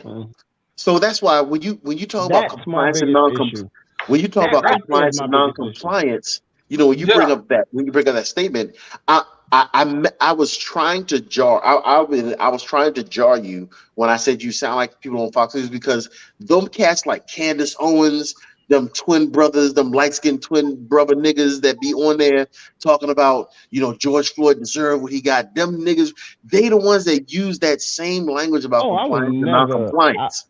I would never in my life say George Floyd deserved what he got. No, that right there was ridiculous. That man lost his life for what was supposedly a fake 20 when it wasn't. Yeah. All I'm saying is, like, it took 3 officers, grown men, to take him down. Yeah. So that's why for me, like, if we want to talk about like holding, because Duriel mentioned it early on in the podcast about holding each other accountable and you know, men kind of keeping it a buck. If we was in a circle like live, like we was around each other, maybe shooting pool or whatever, we are live, bro. We in a circle and we live. You know, I would say, I was like, dog, you sound like them niggas on Fox News right now. I would say that. You know what I'm saying? I can see how, but you still gonna get some bullshit even if you do comply, because you're dealing with a person who's already has a bias against you. Yep. Like you can tell when they come up to you and talk to you, they got a bias against you. Like there's a certain way. Like just because your last call was an asshole or somebody that killed a kid on your last call, don't take that bullshit out on me. Yeah. Just because I'm driving a nice car don't mean I'm doing something illegal. Exactly. Because I drive a very nice car and I don't do legal. I got called that all the time. Like, hey, what are you doing? Like, do you sell drugs? Obviously, I don't, sir. Obviously, I don't. So that's just my take. So yeah. No, I get it, bro. Listen, I get it 100%. Don't take what I'm saying as like, again, I agree with half the bullshit that go on. No, I'm not. I don't. But there is good cops out there that does the right thing. You just have an open mind to everything. I mean, you got, bro, like in today's world, you gotta have an open mind, bro. Yeah, but at the same time, you got to. You got to understand people got bad days too. Just like they got bad days. Like, you be like, hey man, look. If you like, I hate when if a dude asks you, like I just saw a video, the dude asks you, hey, what did I do? And you talking and you can't explain to me what I did. I have a problem with it. No matter how you exactly. Like you shouldn't have it. Or you be like, you coming up running to me, you know you were going this amount. Obviously, sir, I didn't. But why you got to come yell at me? I understand. Why are you so emotional right now about it? Yeah. I mean, listen, the business I work in about 30 miles over the speed limit. Like, what's going on? You know what it is? The business I work in, I get a lot of crazy people. When I say crazy people, because I you know, they some people come in excited, some people come in cool, but it's how you got to deal with that. Yeah, there's a way to deal with that. Some people, like you said, some people have their good days, some people have their bad days, but it's how you deal with it. If I go left every time somebody, I would be out of a job. Yeah. And But then it goes And, back. and I'm pretty sure that would go for any of us. Yeah, because You can't just overreact every situation. That's the problem there. That's the problem though, shit. because you have individuals who have repeated records of this type of behavior, and they still got a goddamn job. Exactly. Exactly. Not only do they have their job, they're still eligible for their doggone retirement. And the fact that they can't get promoted means they still got to stay on the street. Yeah, the job that they suck at on the street proves that you can't get promoted to build desk duty. You got to stay on the street. Be like, you just gonna stay a beat officer all your life, man. Made him pissed off. You pissed him off even more, and left him on the street to deal with the thing that pissed him off. Yeah. Oh, wow. Most cops have terrible divorce. I like they wives don't even love them. You used to see the divorce rate in these cops' lives. Like it's terrible. People don't love them, man. They're like y'all are terrible people. Man, child, definitely agree with you. A bad day should never end in harm or death. That's 100. Yo, I personally want to say thank you guys, man. I think we had a great conversation. I think we all vibed out great. So I definitely want to tell y'all, I appreciate y'all, man. Thank you. Yeah, this was good. So I got a question. So when we doing it live? When all those come together doing it live? Unfortunately, y'all live in mostly, I think, live in Texas. Beautiful out there. I would never go there. Y'all all able to carry, and shoot people with no problem, and I'm straight. So they shoot people in up there where you have just like that. But we're not licensed to carry. We're not licensed to carry, so it's kind of different. No, y'all still got guns killing people up there. You start with us, Don. Totally different. Don't do Texas. You do that. Don't do us like that. We unlicensed. Well, not me. Allegedly, I don't have power. I don't do violence. So every time it's a world-ending event, it always goes through New York. He said, "I'm a lover, not a fighter." You know what I'm saying? Yes, I'm with you. First. You know why I can't do it? COVID. That's what he just said. Don't do it. COVID is real, man. COVID is real. Texas ain't like that. Like y'all stuff is hiding out. We allowed to carry. Texas ain't like that. We ain't finna let Sir God slip that one in there and not say nothing about it. He said, y'all in New York, we carrying razor blades under y'all tongue. I mean, that's you grow up doing that. That's normal. Man. That's normal life. That ain't normal. That ain't. That's normal. Yo, if you don't know how to carry a razor blade in your mouth, there's something wrong with you. Well, I know how to carry a pistol, not a razor blade. I guess something wrong already. I bet Thanksgiving is special over there. One time, baby. That's that super defense that's needed. I ain't never needed that. That one time I cut off my whole lip. Yep, tongue off and everything. Yeah, now. That was definitely a part of the childhood. I don't even think I could do that anymore, to be honest. Like that was definitely part of the childhood, though. So basically, what you're saying is your tongue game was better in your childhood than what it is. Here we go. Here we go. Actually, that helped my tongue game to be as great as it is now. Here we go. This ain't Freaky Friday. You know what I'm saying? Fact. Let her know, Neil. That was a question. Shots fired. Question. It's all good. I mean, it's like a skill then and not a skill now. I was just asking. Nah. Get on it, Don. Always gonna be good. You already know, bro. I didn't get my name for nothing, man. I was just asking. I'm sure somebody might wanted to know. Just everything is good over here, man. Definitely. That's funny. Okay, so I'm gonna ask this question, and so as most of us is what, about 40 plus? Yeah. Well, I am. I can't. We know you plus. We know 37. Yeah, I figured that you and Pinks is up in there. I would like to mess with her tonight. Young buck enough. Young buck. When she get on that she older, she actually older than her bestie. Let her explain. But so you know, in y'all 40s, well, coming up sometime, say 35, you start feeling them ailments, them pains, and you know your back ain't good as it used to be. Your knees don't, you know, they cracking and creaking. What is that? How I want to say it. What is that sex game like now? Like you giving a strong 15? Because somebody said they putting in 2 hours. I ain't gonna say no name. But y'all giving like that strong 15, or y'all coming down off the mountain, or y'all going up the mountain? Like kind of get what I'm giving. Are you asking us how long we last in bed? Is that what you're saying? That's what she's asking. Cause Don say he do 2 hours. You get what I'm giving. I'm gonna let hers get it first, and then I'm gonna take care of mine. You know what I mean?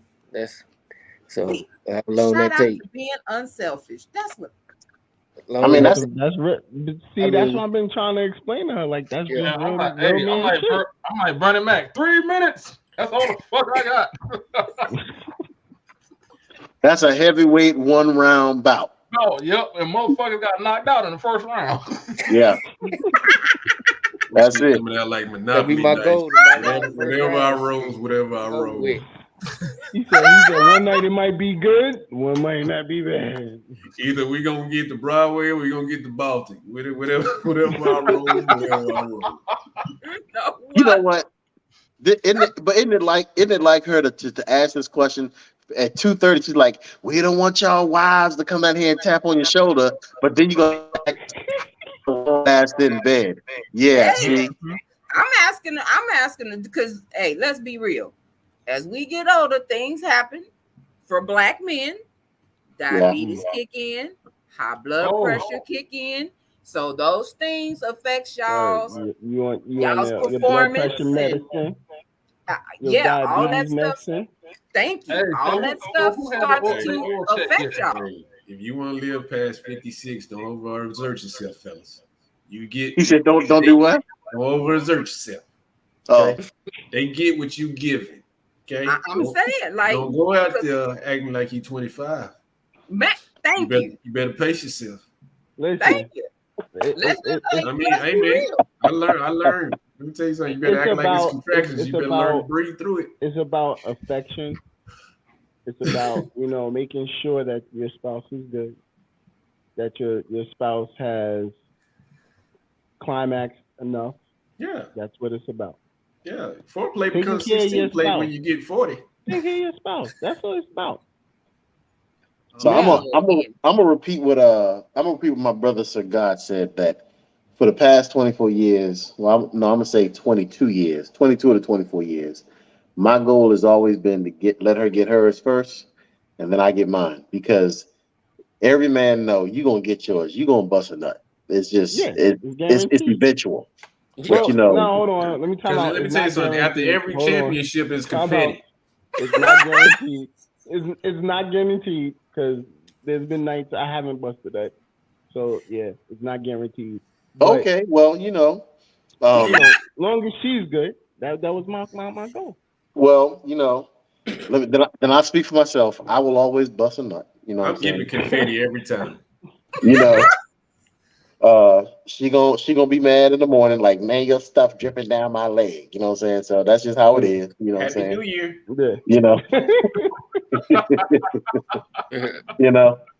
So but yeah. So I try to let her get hers first, and then eventually get mine. Now the goal is, this is the goal. So I don't know who brought it up, but the goal is I try to make it where her side be wet and not mine. You know what I'm saying? Because it's her stuff. Yeah, hell yeah. That's a veteran move. Hell yeah. That's veteran move right there. Word. Yeah. That's veteran. I ain't laying in that nasty shit. No. I'm going to sleep on my side where it's nice and dry. Yeah. And don't come over here, because I don't want you over here, because you might still got babies on you. Stay on that came side. from you. Really? That's all right. That was a gift. Have you ever heard of that? That's a gift. I gifted her the baby. She can keep that on that side. Well, look. It was a gift. When you go to court for child support, and what they tell you, It was a gift. So I gifted it. You know what? Y'all Boy, I crazy. tell you, where the hell is I Rainbow? gifted everything on your side of the bed. Now I'm going on my side to be nice and warm. Don't come over here. You stay in the gift. You gotta think. Hey, think of yourself as a watermelon, okay? And I'm a knife. Okay. Okay. When I cut, I'm dry when I walk up. When I leave out of there, I go to the dishwasher. I go wash myself while I'm clean. The watermelon sits in those juices. Y'all are funny. Ignorant at its best. So my question is, who's supposed to go get that wet rag? That nice warm rag. The knife. No, fuck that. The knife. We go wash up and clean up. Nah. You know who sits in their juices? The watermelon. Nah, listen, she can go get that warm cloth, bro. I'm tired. I put in too much work. It's time to go night, nigga. Get the warm cloth, baby. Appreciate it. Hey, so everybody over here close to over 45, right? No, you just said No. Sir God just said he 37. Well, goddamn it. Hey, well, he need to learn. Sit back and listen, young man. Sit back and listen. Hey, who got that oil check? Who been The what? Nah, they do a blood test now, man. For colonoscopy? They do a blood test now. I had colonoscopy last year, but they do I'm a just saying, ain't prostate nobody check. sticking shit up They my do the butt. prostate check. There you go with that nonsense. Blood draw now. Nah, man, ain't nobody sticking shit up my butt. Yeah, the only reason I did colonoscopy because I had cancer, so they had to go check. Exactly. But the prostate, man, they do the blood thing now. They don't pick their finger in your ass. Yeah, they can God. do that. I looked at my doctors like, this ain't gonna work out, man. You already know. We got a different kind of relationship, brother. Yeah, I'm with him. Yeah, especially because when I was like 35, I heard the old man beside me get his prostate check. I said, "Oh my God, never." So so I had a kidney stone. I had passed a kidney stone back in the day, and it was horrible. Like it was horrible. And so it had it had nicked some things coming out. So I was just like, I was in a bad way. So I'm in the ER. And the doc is like, hey, I'm gonna have to give you a rectal. I was like, why? He said, I had to make sure everything is good, everything is in place, all of that. And I had been in so much pain from the kidney stone. I was like, all right, whatever, man. So he did his thing. And I got to be honest, I was like, I cannot believe that I just had something done to me that faggots get done to them all the time. You know what I'm saying? Watch your tone. Watch your tone. It's pride. Oh, sorry. That homosexuals get done all the time. You know what I'm saying? I was like, oh man, you could have at least asked me out to lunch or something, So, how they take the blood to do the check? They just, I don't know, they do some kind of thing where if your levels, they can check and see if your prostate is going on with the blood level now. Like they don't even stick their finger back there anymore. Yeah, nah. You gotta love science, man. Oh yeah, I love science. Ain't nobody sticking nothing in my butt. I did have one time I was in the hospital and I had a hemorrhoid, and this old Russian lady. Okay, she came in and she had to give me one of the pills, and they got the numb you up in the back. I'm over here thinking, look, I had to tell the lady it's my first time. Nobody's ever been back there. Please be gentle with me. Let's not do this. Now my wife's in the room. Okay, my wife's in the room. Well, everybody, I'm thinking she took advantage of me. Okay, she took me right there in the hospital bed. And I'm over there like, hey, and that's when I was like, and I became an advocate. Like, hey, she took it. Right, she busted your cherry. I like be easy, and she was like, "Oh no," the Russian one. I was like, "Oh, come on." She busted your cherry. Igga took advantage of me, and I just sat there and quiet. I cut all the lights off, man, and I weeped. I didn't cry, I weeped, Neil.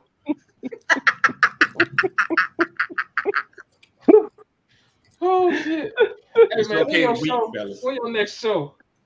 Oh shit! You know what? All right. Something wrong with you for real. Ignorant. Black men cry in the dark. We weep.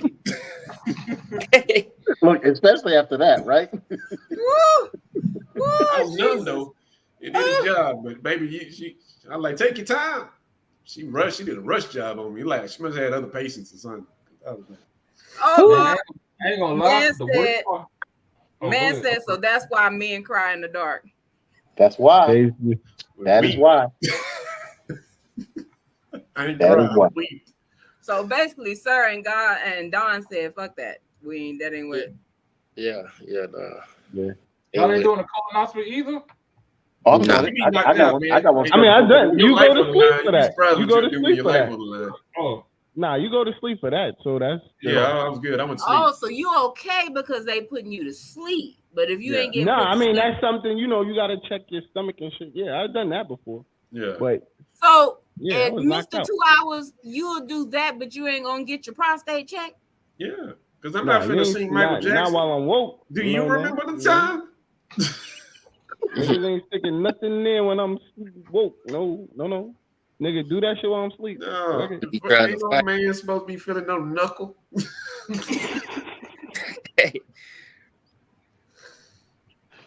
You're a wild boy, man. crazy as shit. Man, hey, fellas, I mean, to the men who like that, that's y'all preference, do that. But I'm not a knuckler. Okay? Crazy as hell. Let me get that out there. Y'all need to counsel Sir me. got that look on his face like, hell no, Don't dog. counsel me. He I don't done got knuckle back there me. like, No, I ain't knuck if you buck.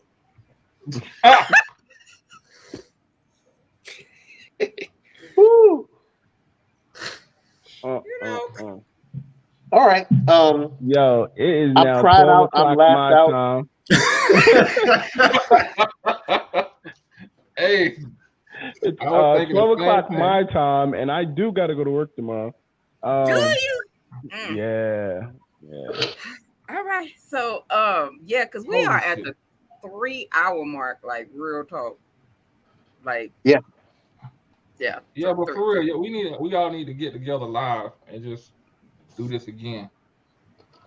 Well, That I'll come to New York, but I can't come to Texas. Okay.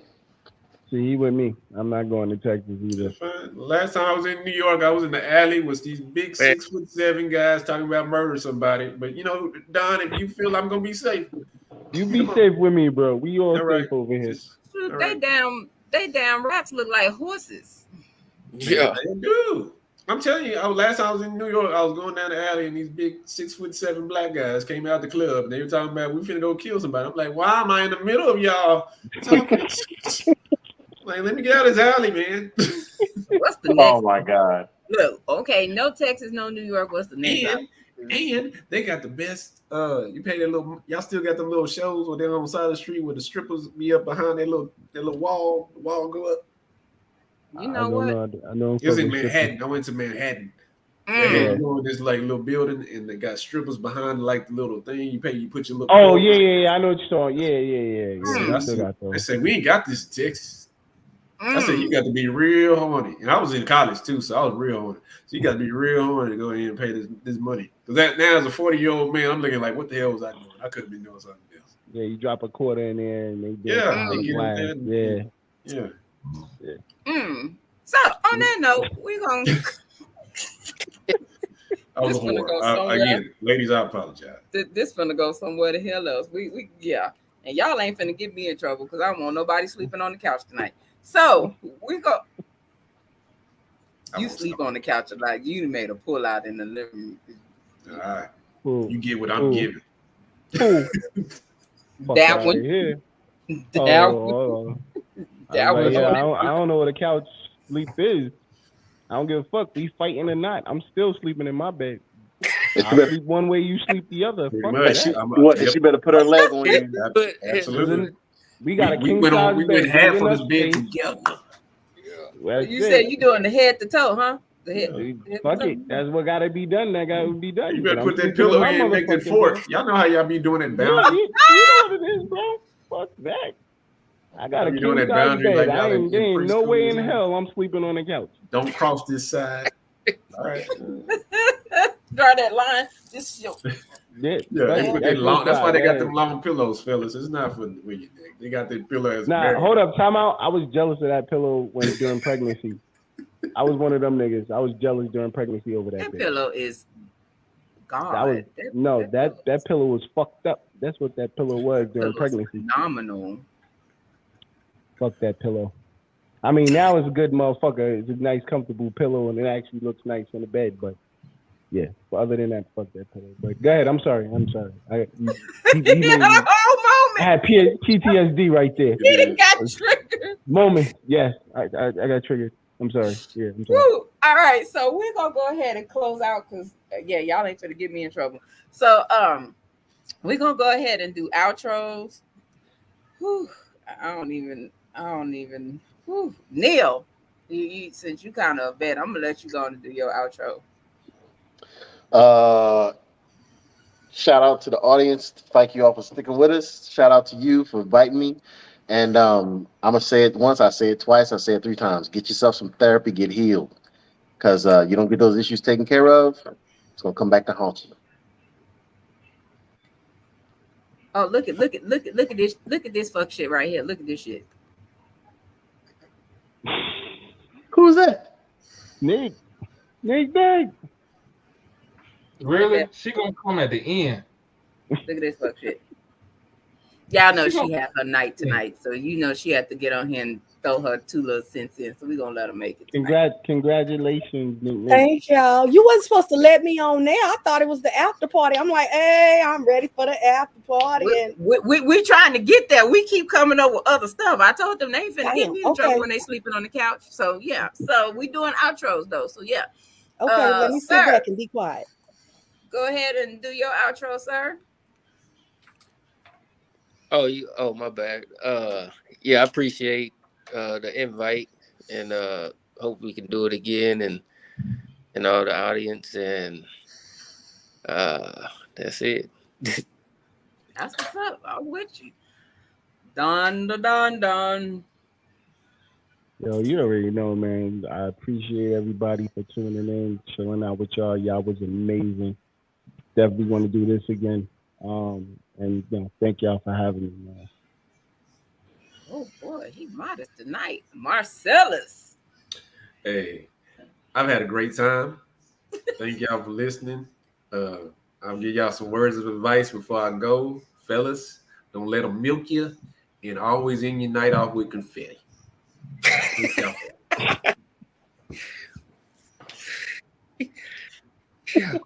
EA. Something is wrong with. Hey, I can't say. Tonight was a good night. Good to have boy full of fellas on talk about some man shit, like we say, some real shit, and be open and honest about how we feel and how we what we deal with on a daily basis.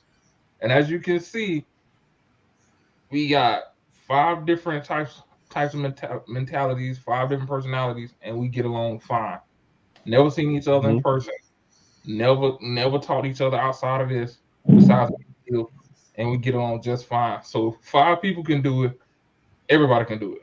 And we from different walks of life, different parts of the United States. So there's no excuse. So we should be able to have each other back. If you see a brother hurting, grab their brother and say, it's going to be all right. Let's walk through this.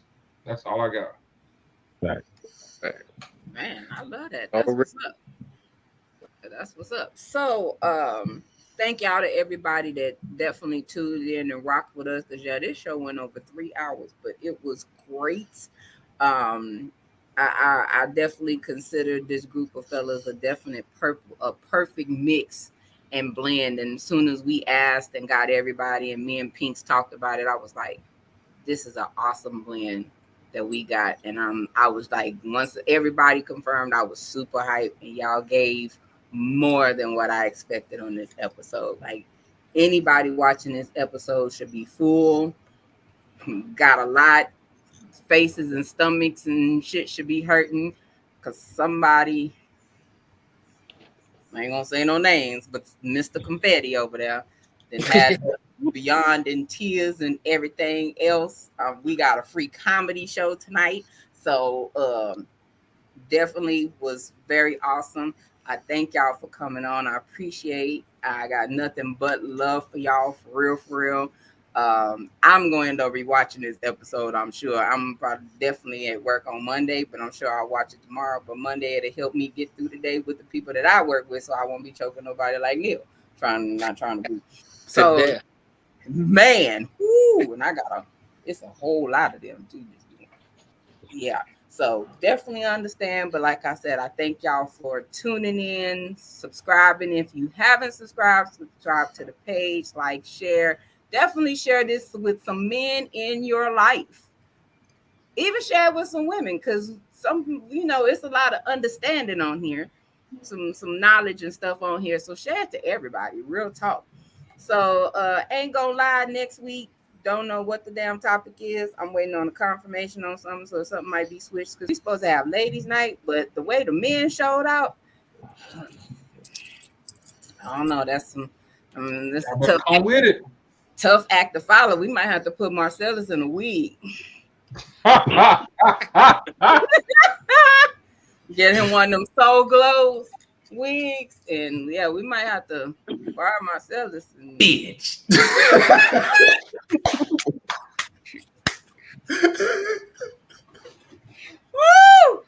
Woo! Oh my God, I can't stay. I promise I can't stand you. But nevertheless, we will be having a show next week. Next week we'll be without DA, because DA is trying to come back to the USA. Nice. So yeah, hopefully they don't hold him hostage. So it'll be me and Pinks in the seat. Depending, we might pull somebody. We'll see. You know, come up here and act up. But definitely, like I said, tune in next week. Same bad time, same bad channel. We appreciate y'all. Love y'all fellas to death. Nothing but love. And on that note, we out. Fellas, stay on till we close out, because we still got a conversation to have. Them other ones, not you so much, Don, that Freaky Friday conversation that y'all started right before we started. So yeah. So and we out.